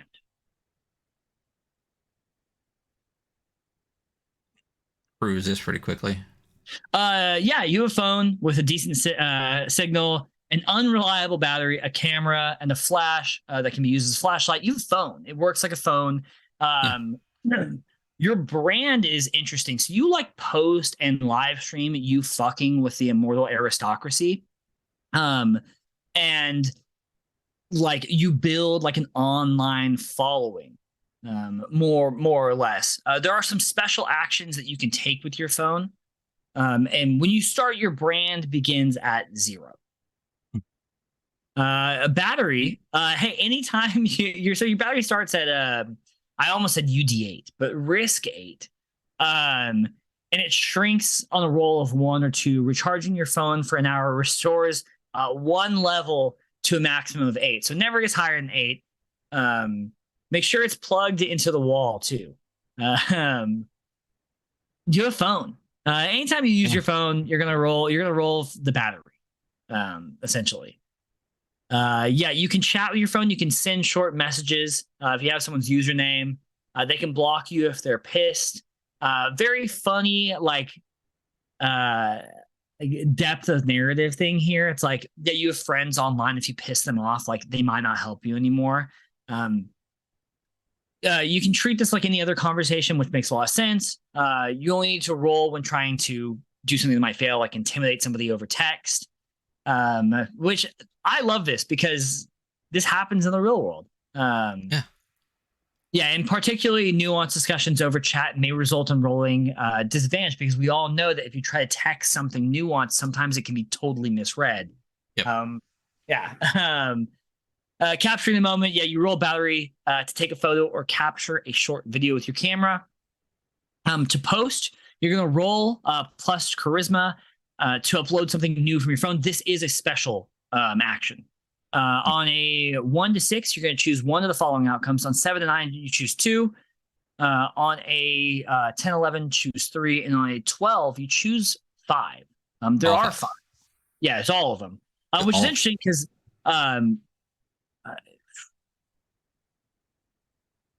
hold on. Never mind. Ignore what I'm about to say. But yeah, so of those, it's your brand increases by 1. The Immortal Aristocracy can't figure out your current location. The Immortal Aristocracy can't make you look like the bad guy in the news. You gain a notable follower of your choosing. You get a like from your crush. Yeah. This is good. I like this a lot, actually. Yeah, it's interesting because we get to a part later where, I think that they, I think they just like missed the verbiage change that they use. Like special actions are almost all PBTA moves. Like the live stream is just an attribute roll, but call to action is one, and the post is one. Maybe it's just those two. Did we skip call to action? Oh, we haven't gotten call to action yet. But when they explain how to make moves later, this makes more sense in retrospect because it specifically tells you like when you're making one, do like 2. That means something bad doesn't happen to you. Do 1 like random one and do 2 things to like make you learn shit. And I'm like, oh, now this will make sense. Like you get a like from your crush. It's supposed to be that it's like 1 random one tossed in for fun, you know? So it's interesting, but you're always supposed to have ones that like bad shit doesn't happen to you. So this one specifically says the Immortal Aristocracy can't find you and they can't make you look bad. So like they really did stick to like that idea of like make 2 that don't happen to you and with like as the 2 most important kind of ones in it. Because if you only get 1, that means something bad could almost definitely happen to you. And it even tells you what it could be. Yeah. Yeah. Very cool. Yeah. Imagine just turning on the news and the Immortal Aristocracy is like, criminals. Yeah. You can live stream if something exciting is happening. You roll battery at disadvantage, which makes sense because you're using a lot of it. And you post with advantage. So, call to action is exactly what it sounds like. You're going to roll plus brand. And once again, choose 1, choose 2, choose 3, or choose 5. If you have a notable follower who's uniquely positioned to help, roll with advantage. Your brand decreases by 1 after you roll. So brand is kind of like it's a stat that you spend. Special stat. But what's weird what's interesting about brand is at least in everything that I've read, and you can tell me if I'm wrong, the only way to increase your brand is to post. Right. And the only thing you spend your brand on is calls to action. Right. So it's very or at least that's also what I got from all this. Yeah. Yes. Yeah. I wouldn't mind if there was more to that. You know what I mean? I think it could be expanded on as well. I agree. But I do like that there's a feedback loop to it and it feeds into itself and it's almost self-contained. You don't really need to worry about brand for everything else. Like it's just within posting and calling to action. I wouldn't mind though, like on the call to action, like you spend, because it says you decrease your brand by 1 after the roll. I wouldn't mind when I was reading this. I was expecting one of them to be like, you don't have to decrease your brand by 1. Like I wouldn't mind if there was a way to like maintain your brand if your call to action was like super successful, because like you could roll a 12 plus 3 modifier for a 15. You lose a brand no matter what, even though you like made a call to action that was so insane that like, but like the other thing too is if you get a 12 plus, you lose a notable follower no matter what. Yeah, no matter what. And that's interesting. That's kind of the one I was questioning. I was like, why would I lose a notable follower on a call to action plus? Yeah. Well, because people don't want you to succeed. Yeah, I guess that's like, that makes sense, right? Like on like a meta narrative of like posting online whenever you do anything big, like someone's not going to like it. Yeah. So like none of the other ones are all like it stops a bad thing from happening to you. There's no, I guess like you lose a notable follower, like, but if you look at the previous one, it says they can't figure out your current location. Like it would be like you could be like you don't lose a notable follower. But like honestly, I would either do that, you don't lose a notable follower, which means one of the bad things could be that you did lose one, or like I said, I would replace that for you don't have to spend a brand. Like you were so successful or like whatever, like you get to keep your resource. So to go through the list, it's you gain useful insight into your situation. You gain useless but fascinating trivia about your situation, which is I think is a good one. You gain 1d6 coin and donations. someone in the Immortal Aristocracy ends up looking like a real asshole. And then there's the lose a noticeable follower. I like these. I don't like to lose a noble follower. And I genuinely actually really like you gain useless but fascinating trivia about your situation. Oh, yeah. I think that you keep that shit. That's good. Well, there's always that one weird, flavorful one, like the get a like from your crush, or like the weird trivia. Like, I love that. Yeah. Spend coin. You know, the Immortal Aristocracy is everywhere. They run everything. The goods and services are available in the marketplace as long as you have the coin to spend them. You don't gain XP by spending coin this way.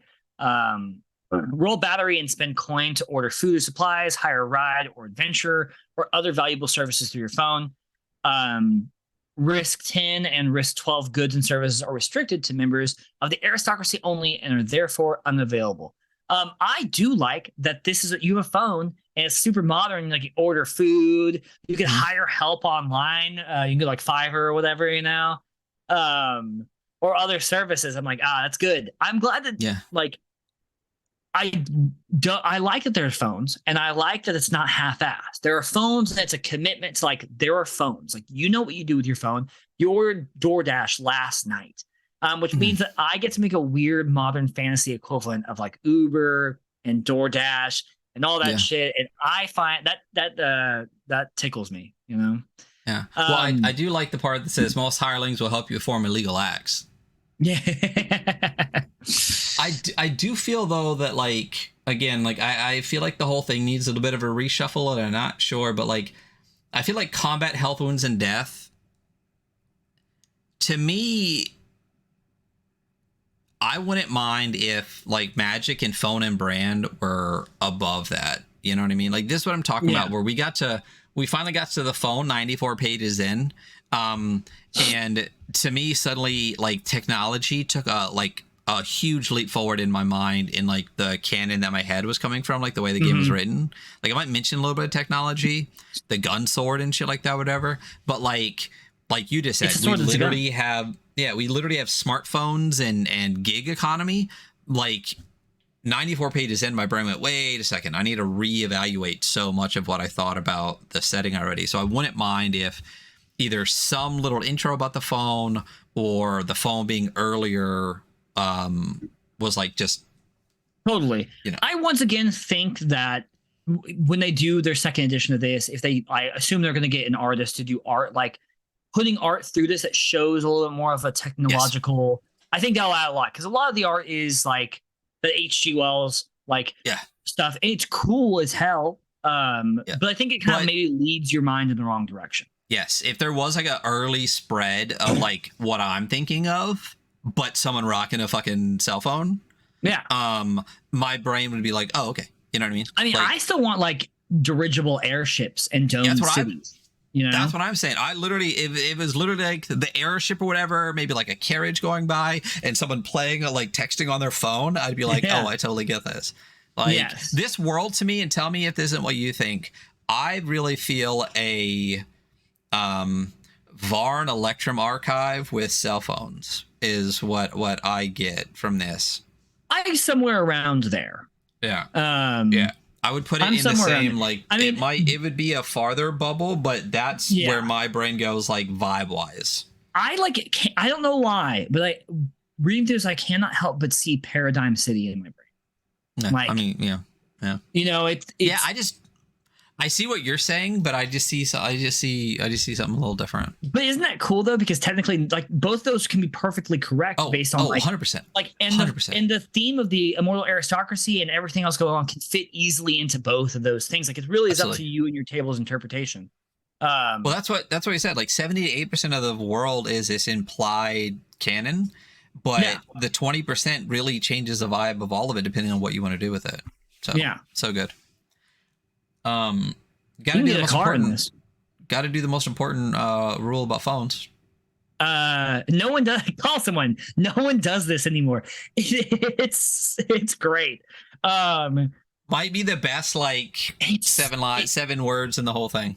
I, once again, saying this again, I just said this, I'm really excited for another edition of this, but I really hope that they keep shit like that. Oh, like, I mean, This is fun to read through. It's funny. You laugh as you're reading through it. It's good. But yeah, call someone. No one does that. No one calls anybody. I mean, even just a reshuffle and tightening up, but like hacking off like all the unnecessary, like, you know, especially some of the early stuff, would tighten this whole game up better. And just like, and just a little bit of clarification. I mean, this is, like we said, already really fucking good and could be great. So next is inventory. Inventory, in which we discuss your stuff and how to use it. So carrying capacity, we talked about already.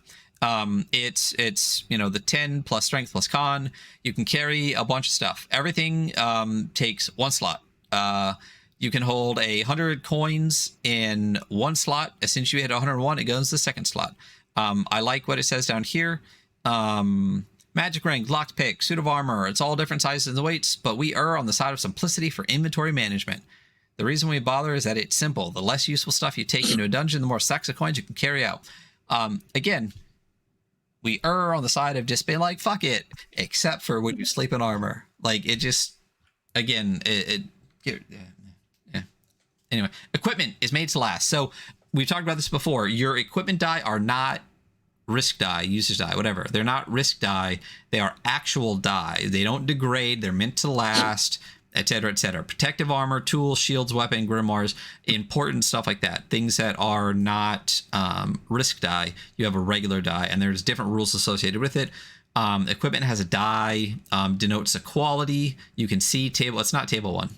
It's like table 3, I think. I think that's a miss right there, because table 1 is the GM. Like, what's the G? What's the M table? Right. Weapons deal damage to equal to the die associated with them. Makes sense. If it's a D6, it's D6. Protection absorbs. We already talked about that. Half your highest number. You may end with a bunch of weapons and armor. Cool. Have fun with that.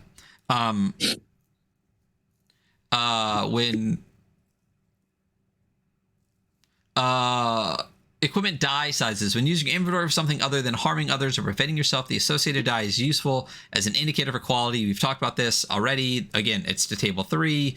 You can use the same quality for your equipment as you do for the risk die, like levels that we talked about, you know, whether something's really good or something's like really bad or whatever. It is what it is. Consumables.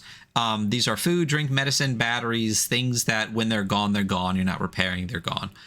Using a consumable, consumables have a name and associated risk die. The use of these consumable is not prescriptive. So this is, again, something that's very abstracted, and I really love the example. A ball of fire oil, for instance, could be poured on a weapon or ammunition, or rubbed on armor, all sorts of stuff. So for example, if you pour it on a blade, you now have a flame blade, and you roll the risk die every time and it lasts until the risk die disappears. If you rub it on your armor, you now have heat resistance until the risk die disappears. Super smart, super clever, love it. Very broad, very abstract, like the way the magic system works. Good fucking job. That's how everything should work. Coin and treasure. Coin is the official currency. Basically, coin is what you want. Only rich people have coin, and it's good to have coin, but not good to keep coin, is what the game basically tells you. Again, you can hold 100, but most things are done by bartering. I love the barter system. Basically, you take the risk die, you take the risk die. If it's equal, you just fucking pass it off. But if it's 1 up, it takes 2 of the one below it. So D6, D6, you can just trade. But to get a D8, you need 2 D6s. To get a D10, you need 2 D8s. I think it's really clever. I love the way that it just expands exponentially. It's great. Selling treasure for coin. It's also a good bartering rule because you only really need to read it once. After that, you're like, this is not a complicated bartering rule. Like, I now completely understand. So I don't have to reference this because it's 2 to 1. Super easy. Yeah. And again, explained super easily. Edit down to the bare minimum and add if you need to. So selling treasure for coin, exactly like it sounds. You could sell treasure for a coin. When attempting to sell treasure to someone with a coin to buy it, roll this die and multiply the result by 100 to discover what you were able to get for it. Selling other items for coin is a mechanic. Hoarding coin, it's bad for you. Don't do it. It's most dangerous stuff in the universe, coin is. Having too much puts a target on your back. and gives you weird ideas on who should be in charge around here. And holding on for too long. I forgot about that line. That's very good. It's such a good fucking line. Holding on to coin for too long invites attention to debt collectors and other forms of trouble. Such a good fucking line. So many fucking lines in this. There are a lot of good. There's some great one-liners in there, but that's such a pointed modern take. It's like, it gives you weird ideas about who should be in charge when you're rich. Yeah. Experience and advancement. So we'll cruise this pretty quick. Experience and advancement. Experience points. I love this style of experience gaining. Mm-hmm. It's not like kill enemy. Like anyone that tells you 5e is not a combat game needs to explain to me why every thing you can kill gives you XP. Yeah. Sounds like combat. The game is how you write it. So experience points. I love this style where at the end of okay, stop yelling. I wrote that right there. Let me look at it real quick. Stop yelling. Yeah, I have on mine, and I've said so many times today, so whatever, I have and stop yelling. So I'm gonna try to stop yelling for you guys. So can't read it. Yeah. So you gain experience point for the following. So at the end of a session, you calculate experience points. Death in Space does this. Dragonbane does something similar-ish. I really love this style. So you gain 1 experience point for each sack of 100 coin you blow on your goals between adventures. That, again, the rules are the game, right? Right. And people can wax semantic about that shit all fucking day, and I do not care. What I mean by that is the way that you write the game will affect both consciously and subconsciously the way players play the game. As I just said, you can't tell me a game isn't a combat game when the best way to gain XP is to kill shit. Like that, it's a combat game. You are teaching a player to kill shit. In this game, you gain 1 experience for blowing 100 coin. It's telling you, blow your fucking money. And I love that because that to me is the game, is get money, blow money, go do it the fuck again. I really enjoy it. You gain 1 experience point for embodying your character's general deal. 2 if you do it multiple times. You get 1 experience for playing off another character's general deal. 2 if you do it multiple times. And you gain 1 experience for thwarting, embarrassing, harassing, or robbing, basically fucking with the Immortal Aristocracy. And you get 2 points if it's unquestionably you that are directly responsible. I love that.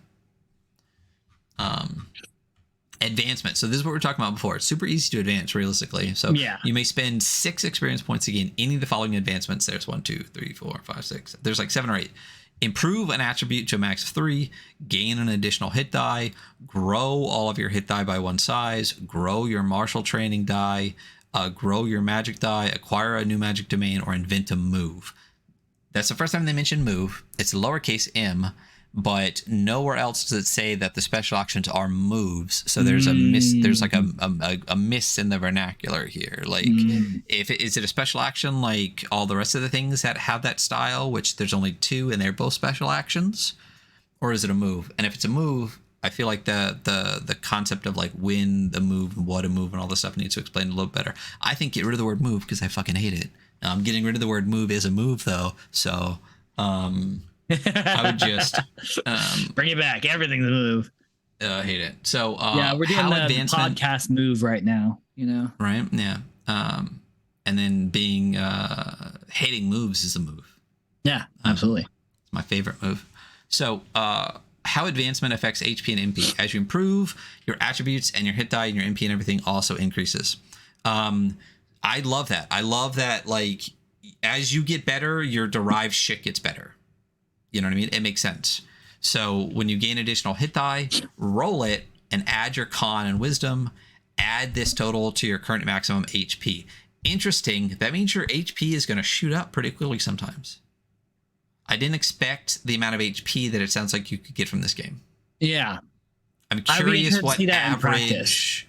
Yeah, because it's not like you don't have levels. You just have the numbers. So like when you're like 4 sessions in, how much HP do you have? You know what I mean? And again, in this game, it's not like it's an abstracted number that just gets whittled away. So you really could get to a point where you just have, well, no, I guess not really, because eventually you max out on con and stuff like that. And you really just can't take more, I guess. When your hit die improves, replace all your current hit dice with the dice the next size up. For each die you improve this way, add 1 to your maximum HP. So that's another way to gain HP. So if you already have 4 D6s, you can make them all D8s, and then now you had 4 HP, one for each die. You know? When your con improves, add 1 to your maximum HP for each hit die you already have, regardless of size. So increase your con by 1. Boom, if you have 4, that's another 4 right there for you. When your wisdom improves, add 1 to your maximum HP for each die you have, and add 1 to your maximum MP. So wisdom is really important for HP and MP. Interesting. I feel like there's so many ways to gain HP. I don't know why. I feel like there's a lot of gaining HP. Yeah. But again, I was like, my brain went, why would wisdom give you HP? It's an abstract of your overall mental and physical health. What were you saying? I don't outright have an issue with this, but I would be interested to see it in practice and see what HP gets up to for like a regular person. Last one, when your cha improves, add 1 to your maximum MP. So lots of ways to get HP, a couple ways to get MP. So inventing moves. Again, weird that suddenly we're talking about moves in this game. Not special actions.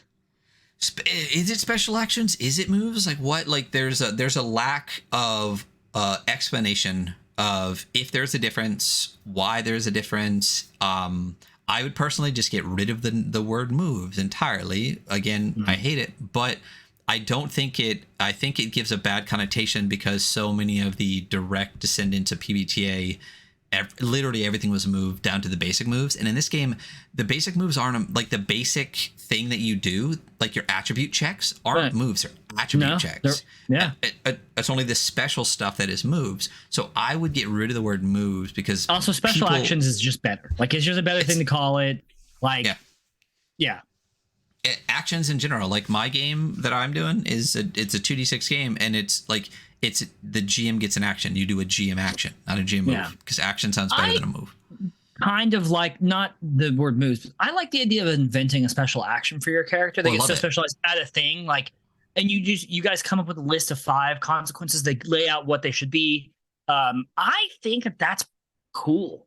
I think it's way cooler than like the bog standard PBTA. Like here are all your assigned everything.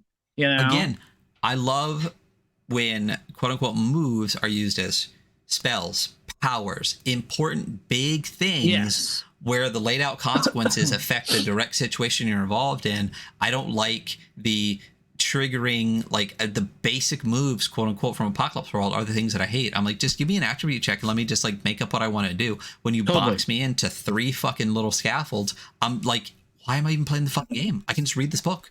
You know what I mean? Like, it really irritates me. But yes, I love inventing moves with the character. So talking about this, it says there's a template.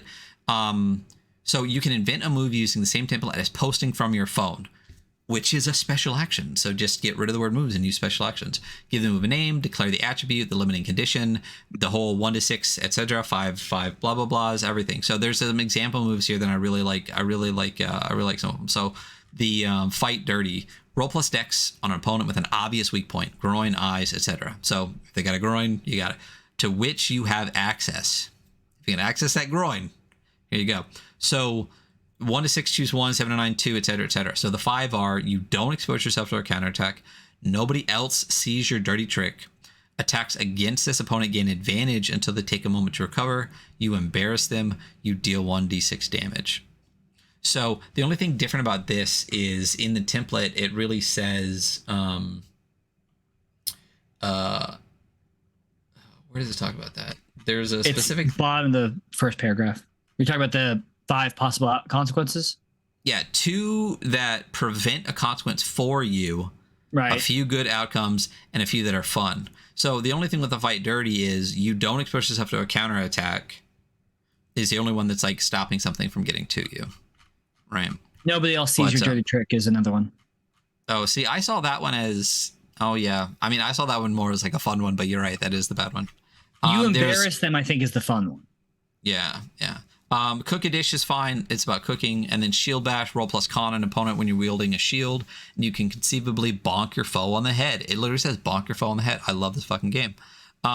So you don't break your shield. You don't expose yourself to a counterattack. Deal damage equal to your shield's equipment die. Your opponent is dazed by your blow and has disadvantage on the next roll, or your opponent is distracted. If an ally attacks soon, they have advantage on their roll. I love this. It's such a good broken down of like the template that they use. It's really well done.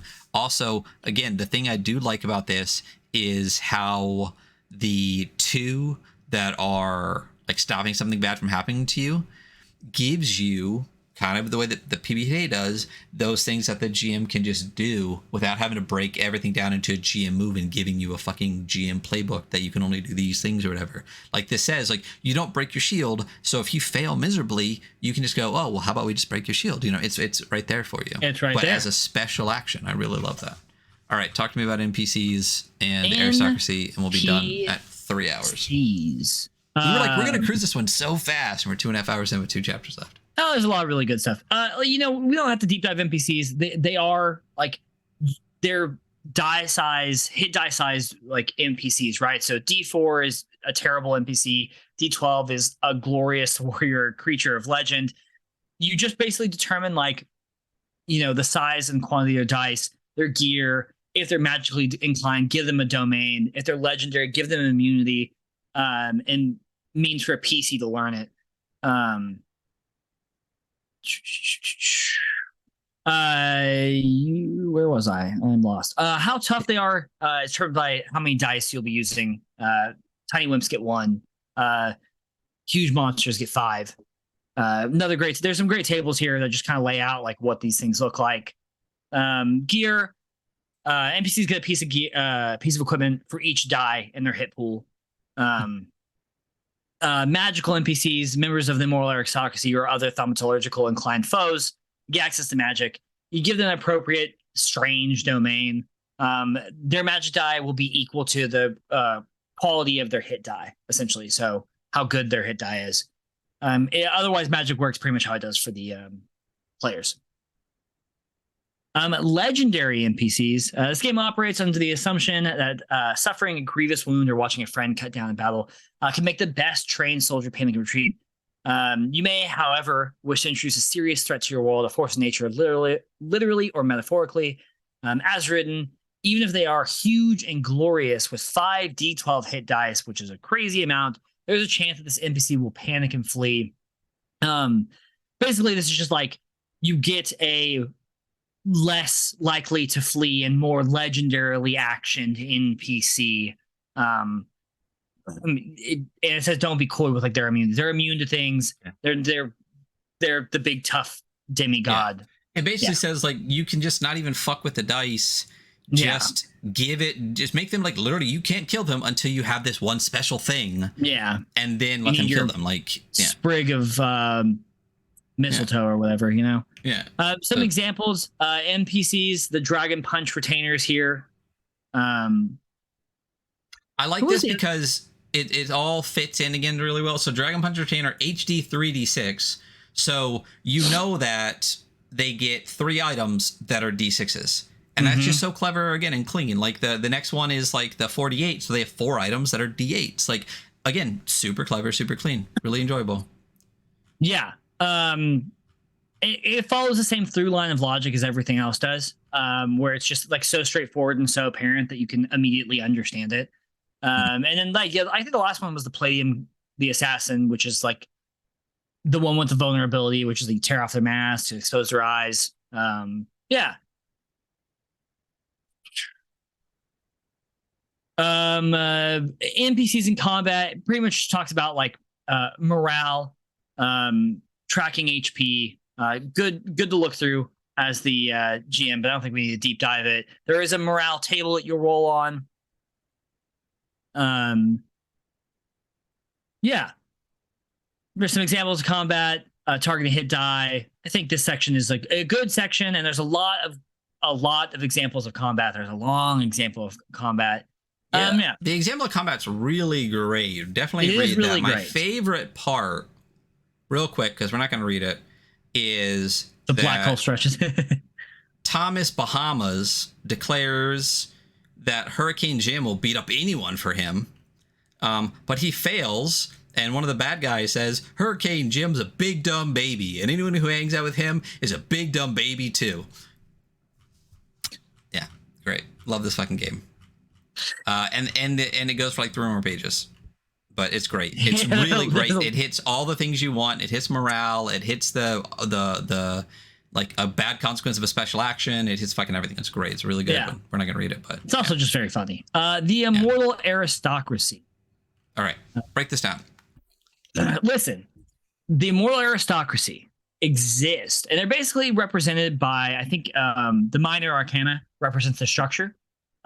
Each tier of the Immortal Aristocracy below describes how they can be generally used in play and what size of dice to employ for hit dice, employees, guards, quality of their gear, and generally like what tier they operate at. Enslaved gods. So we touched on this earlier. That's right. Every house of the Immortal Aristocracy commands the divine right of the kings. The right is not freely given, but must be taken. Yeah, these houses are built on enslaved gods. These the gods are represented by the ace of each suit, and so it's wands, cups, swords, and pentacles. The existence of gods is well hidden conspiracy. There is no indirect means to learn the location of an enslaved god. Very few can even confirm their existence.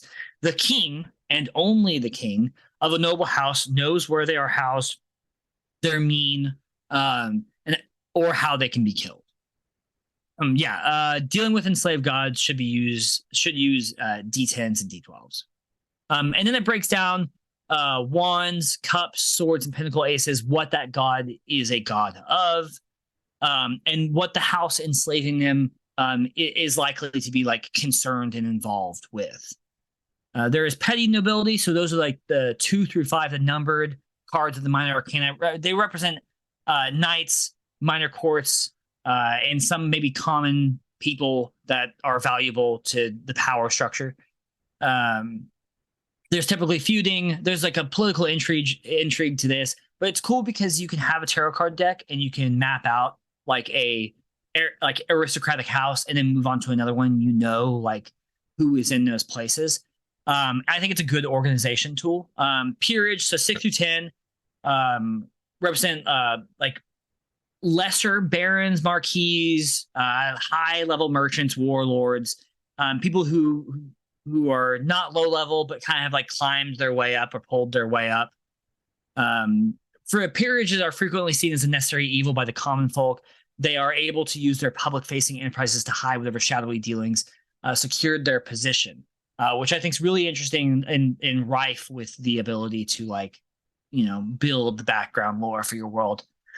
Court, page, knight, and queen card represent the highest level of power in the house. The 3 will be tied to each other through family, membership on a board of directors, or criminal ties. Under normal circumstances, they trust each other completely, but situations could be contrived to like kind of disrupt that trust. And then the king is the head of the household, represents the hand that holds the leash to which their enslaved god is bound. Through them flows all true power. They're like the true demigod leader of their Immortal Aristocracy house. The king alone will know how to kill the gods and grant the aristocracy their immortality.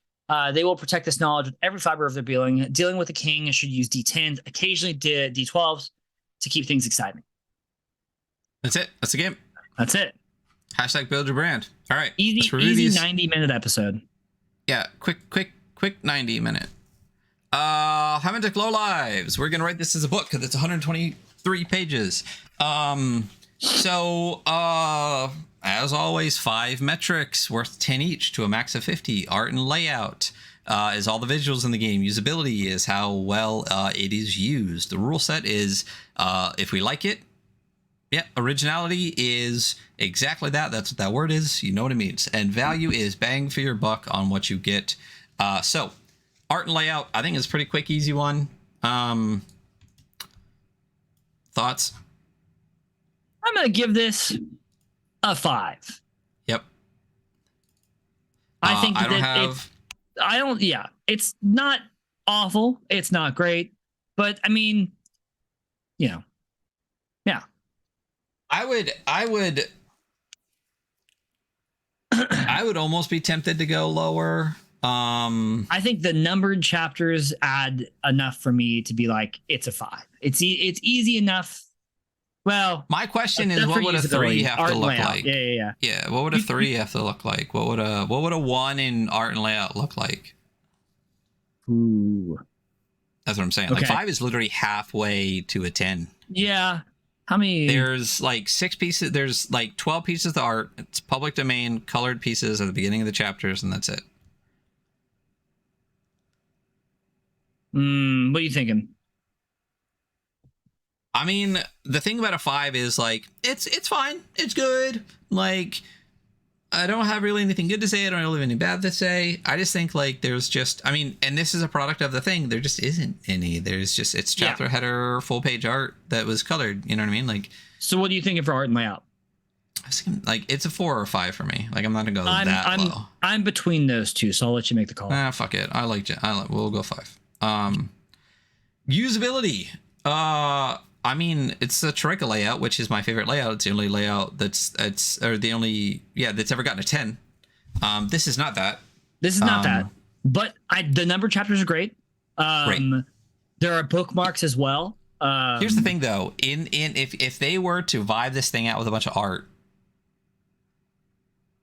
do you still think the numbered chapters is the way to go?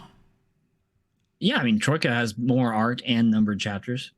Yeah, Troika's Troika, though. You know what I mean? All things exist. No one thing exists in a vacuum. I just mean, like, you wouldn't want the 1.2, 1.3 in like Merkborg. It would ruin the book. But it doesn't have to be Merkborg. I'm just saying, like, I'm just saying. It's curiosity you could more than increase the amount of art in this without decreasing the usability of it. I mean, I think that like the usability is going to take a hit for me here because first off, there's a lot of parts where there's just too many words. Don't even. And there's like an issue with the way things are ordered, and also there is an issue with the fact that there are parts, especially in combat, where it's like go here, go there, go here, go there. But there's no inline hyperlink to very quick make that navigability really quick. You know. Even though, I mean, I will say, though, that, like, because of the way the layout is, it's always going to make it easier because you can just scroll to the top and click the one you want. But agreed. If it says in the same page, click this, or go here, go here, go here, I would like to just be able to click here, here, here. Yes. Yeah. Also, I would like to just not have to click. Just give me that there. Yeah. I would say this is still pretty usable. I mean, it's more usable than most things. I mean, even just the I can literally just be like, well, I know combat's 5, right?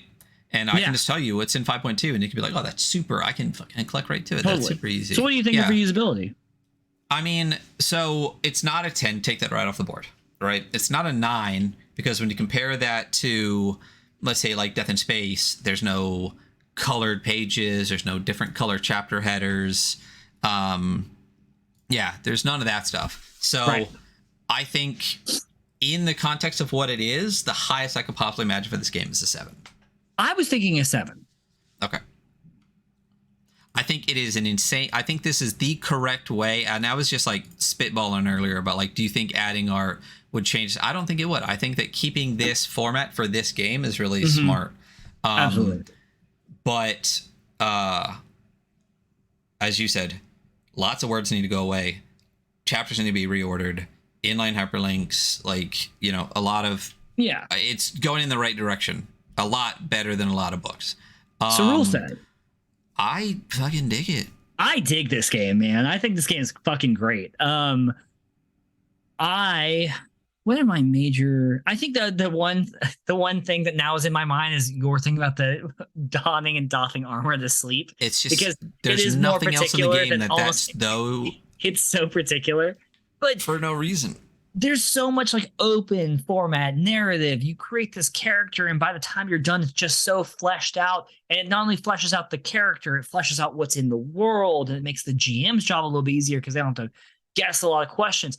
There's this like use of tarot cards that's not at all overused and doesn't feel super contrived and annoying. And you can use that to organize your immortal aristocracy as the GM building a world. It's 2d6, which Ryan loves. There are moves, but they're special actions and they're treated as an individual thing, which I think is where that's how you make moves thrive. That is exactly that's how they should be done. So I'm pretty high on this one for rules, honestly. So yeah, where are you at? You might need to temper me because I really like this. What did you say? I said you might need to temper me because I really like this. I thought you said I might get a 10 from you, and I'm like, bro, we are way off. Oh no, I'm not that high. No. Here's the thing. I love it. I love what is there, and I will think that this is one of the best games we've ever reviewed. I think when we get to 2E, if the potential is met. It's not there. There are some, I think not only is there a couple of little rules that I would chop out, specifically the armor one. I think there's some word choices throughout the entire way the rules are written, which is part of the rule set, that I would completely change. Please stop calling it risk die. Just use Zeus's die. It makes much more sense. Get rid of position and effect. There's no reason to have the Blades in the Dark language in here when you don't really use it the same way. I mean, a lot of that early, basically chapters like chapter 2, you can basically just delete. And then not delete, rules, but you could cut a lot of stuff out of it. You could explain how dice work in one line. D66 doesn't take a paragraph. I think combat needs to be completely rewritten. I think outside of that, magic is insane. Consumable is insane. I love the inventory system. The core system of using usage die and extrapolating that across all subsystems, so good, so well written, everything like that. I think that 80% of this game is insanely good, and 20% of it is just this bogging the rest of it down and could just be scraped off the top like fucking foam on a beer. So an 8. An 8. Yep. That's where I'm at. So that's fine with me. This, honestly, I'm not even kidding. This game for me, if 2E hits the potential it could be our second 10. Yeah. Oh yeah, totally. I think this game is it's so unbelievably clever. It's very good. If they drop a bunch of money in some really good art, make it a hardback, and again, really tighten up a ton of language or rewrite some stuff and reshuffle this, this could end up being, if it comes out this year, could end up being one our game of the year. That's how insanely low I am at this rule set. I completely agree. But I when I tighten the language, I don't want them to lose the humor. I don't think they're possible. We read Nine Lives of Valhalla. That's very true. That is who they are. I don't think it's going to go away. If anything, it should go deeper. Yeah. It's interesting to read something like this because I can't remember what I was reading recently that tried to have a sense of humor, but it felt really contrived. And this just feels so natural. It's so fucking natural. There was never a time where they dropped a joke where I felt didn't really need that there. Yeah.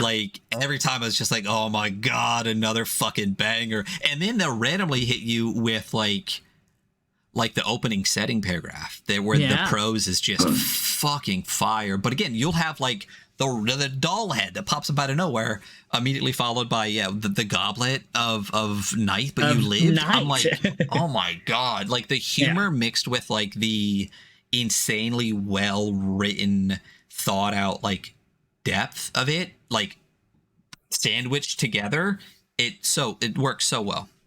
Originality. I think we're already talking about originality. I mean, I think everything we just said. It's such a great use of so many different things together, this weird anachronistic magic world that's modern and ruled by this aristocracy that enslaves gods that are all represented by tarot cards. Dude. But it works. And you know what? One of the reasons I think it works is because of the language they used to write it. Yeah. If this didn't have a bunch of jokes in it, didn't have like a bunch of werewolves or that kind of shit in it, I don't think it would fly.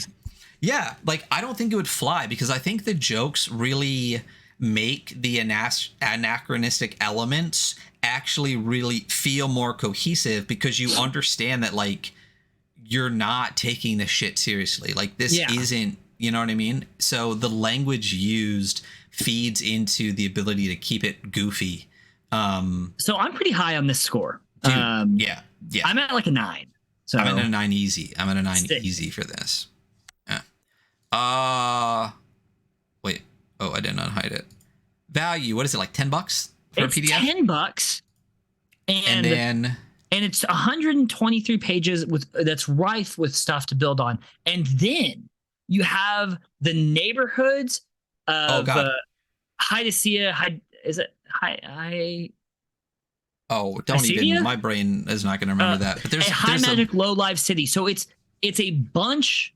It's a 11. bunch of supplements. 11. With the 12th one supposed to be coming out soon. And the cool thing is, I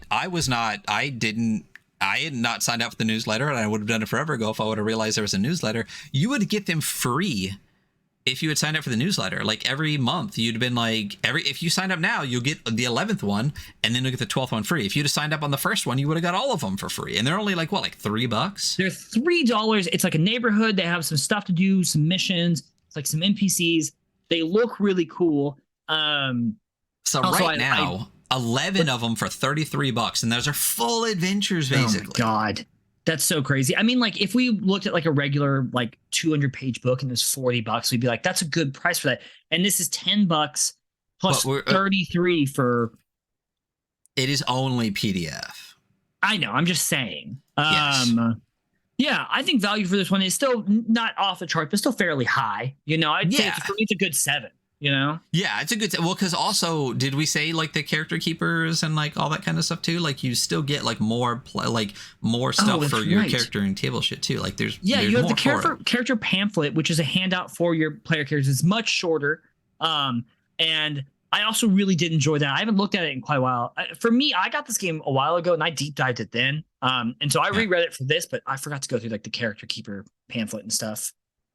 Oh, also an adventure called Aw Geez, the airship's on fire. You get as a free download. Boom, another free adventure. You're talking like once the 12th neighborhood drops, that's 13 adventures or adventure locations with it. Is it $10 for the PDF? Is that what we decided? Yes, it is. Yeah. Or again, like it's probably in more than one bundle. So yeah, value-wise, I think you get a lot. Like with what is there right now, you could play this game for a very fucking long time. And enjoy the hell out of it. That's what's interesting about this game is like we've looked at other games before where I'm like, damn, like this thing has the potential to be really good. But the person's been making games for like 10 years, whatever. They're not going to go with a second edition. It's just like, this is the game that you get. What this game is so fucking good right now. And we know we're going to get a better version of this. Hopefully sooner than later. And to me, that's so fucking exciting.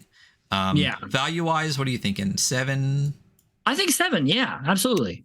I mean, the fact that there isn't a print reduces the value for me. But it's also, this isn't gonna get one because that's just not what this was. You know what I mean? Yeah. But this is a really, really, is this a first outing for Gym Room? I think that this was, if it wasn't the very first thing they did, I'm pretty sure it was the first thing on their itch at least. Dan's in chat. I could be completely wrong. What an absurdly good like first itch release. This is insane. Like people release like tons of games to reach this, you know? Yeah. Well, and the thing too is that like all of the fixes to take this from good to fucking amazing are not hard. And with the quality that we've seen from Gym Room games in subsequent releases, I think would be easy for them. And I think the hardest thing would be for them to just be happy with it. You know what I mean? Yeah. If that makes sense. Like, I feel like, that's what I'm worried. That's the only thing I'm worried about is this game is so fucking good right now and really only needs like a gentle shove in a direction and then a budget for art and printing. The only thing I worry is that it's so good. Exactly like you said, I don't want them to get this urge to over-engineer it into something different or have to add like so much to it or something like that when it's amazing now. Just clean it up and I would be so fucking happy. So technically 36. a primordial version of 9 Lives was their first, but basically, yeah, this was a first outing. That's what Dan. I love 9 Lives Valhalla. Oh, so good. So yeah, 36, 36, which is insane when you think that one of the scores on it is a 5. And it's not a print version. So that's really fantastic, because realistically, if he'd even had like a decent amount of art in it right now, and that got like an 8, you'd be looking like a 39, you know? And for us, like anything 40 and up is like crazy good. I think the lowest score of our top 5 was a 40, right? In last year. I believe there's so. like 5 tied for 40. So like a little bit of art, and this would be almost, you know, in the top 5 for last year. So yeah, so that's it. High Magic, Low Lives, Gym Room Games. Here's the thing too about Gym Room Games is I will be waiting with bated breath for everything they fucking do for the rest of the time that they're making games. I agree. I love this game. This game was a hunter choice immediately. Yeah.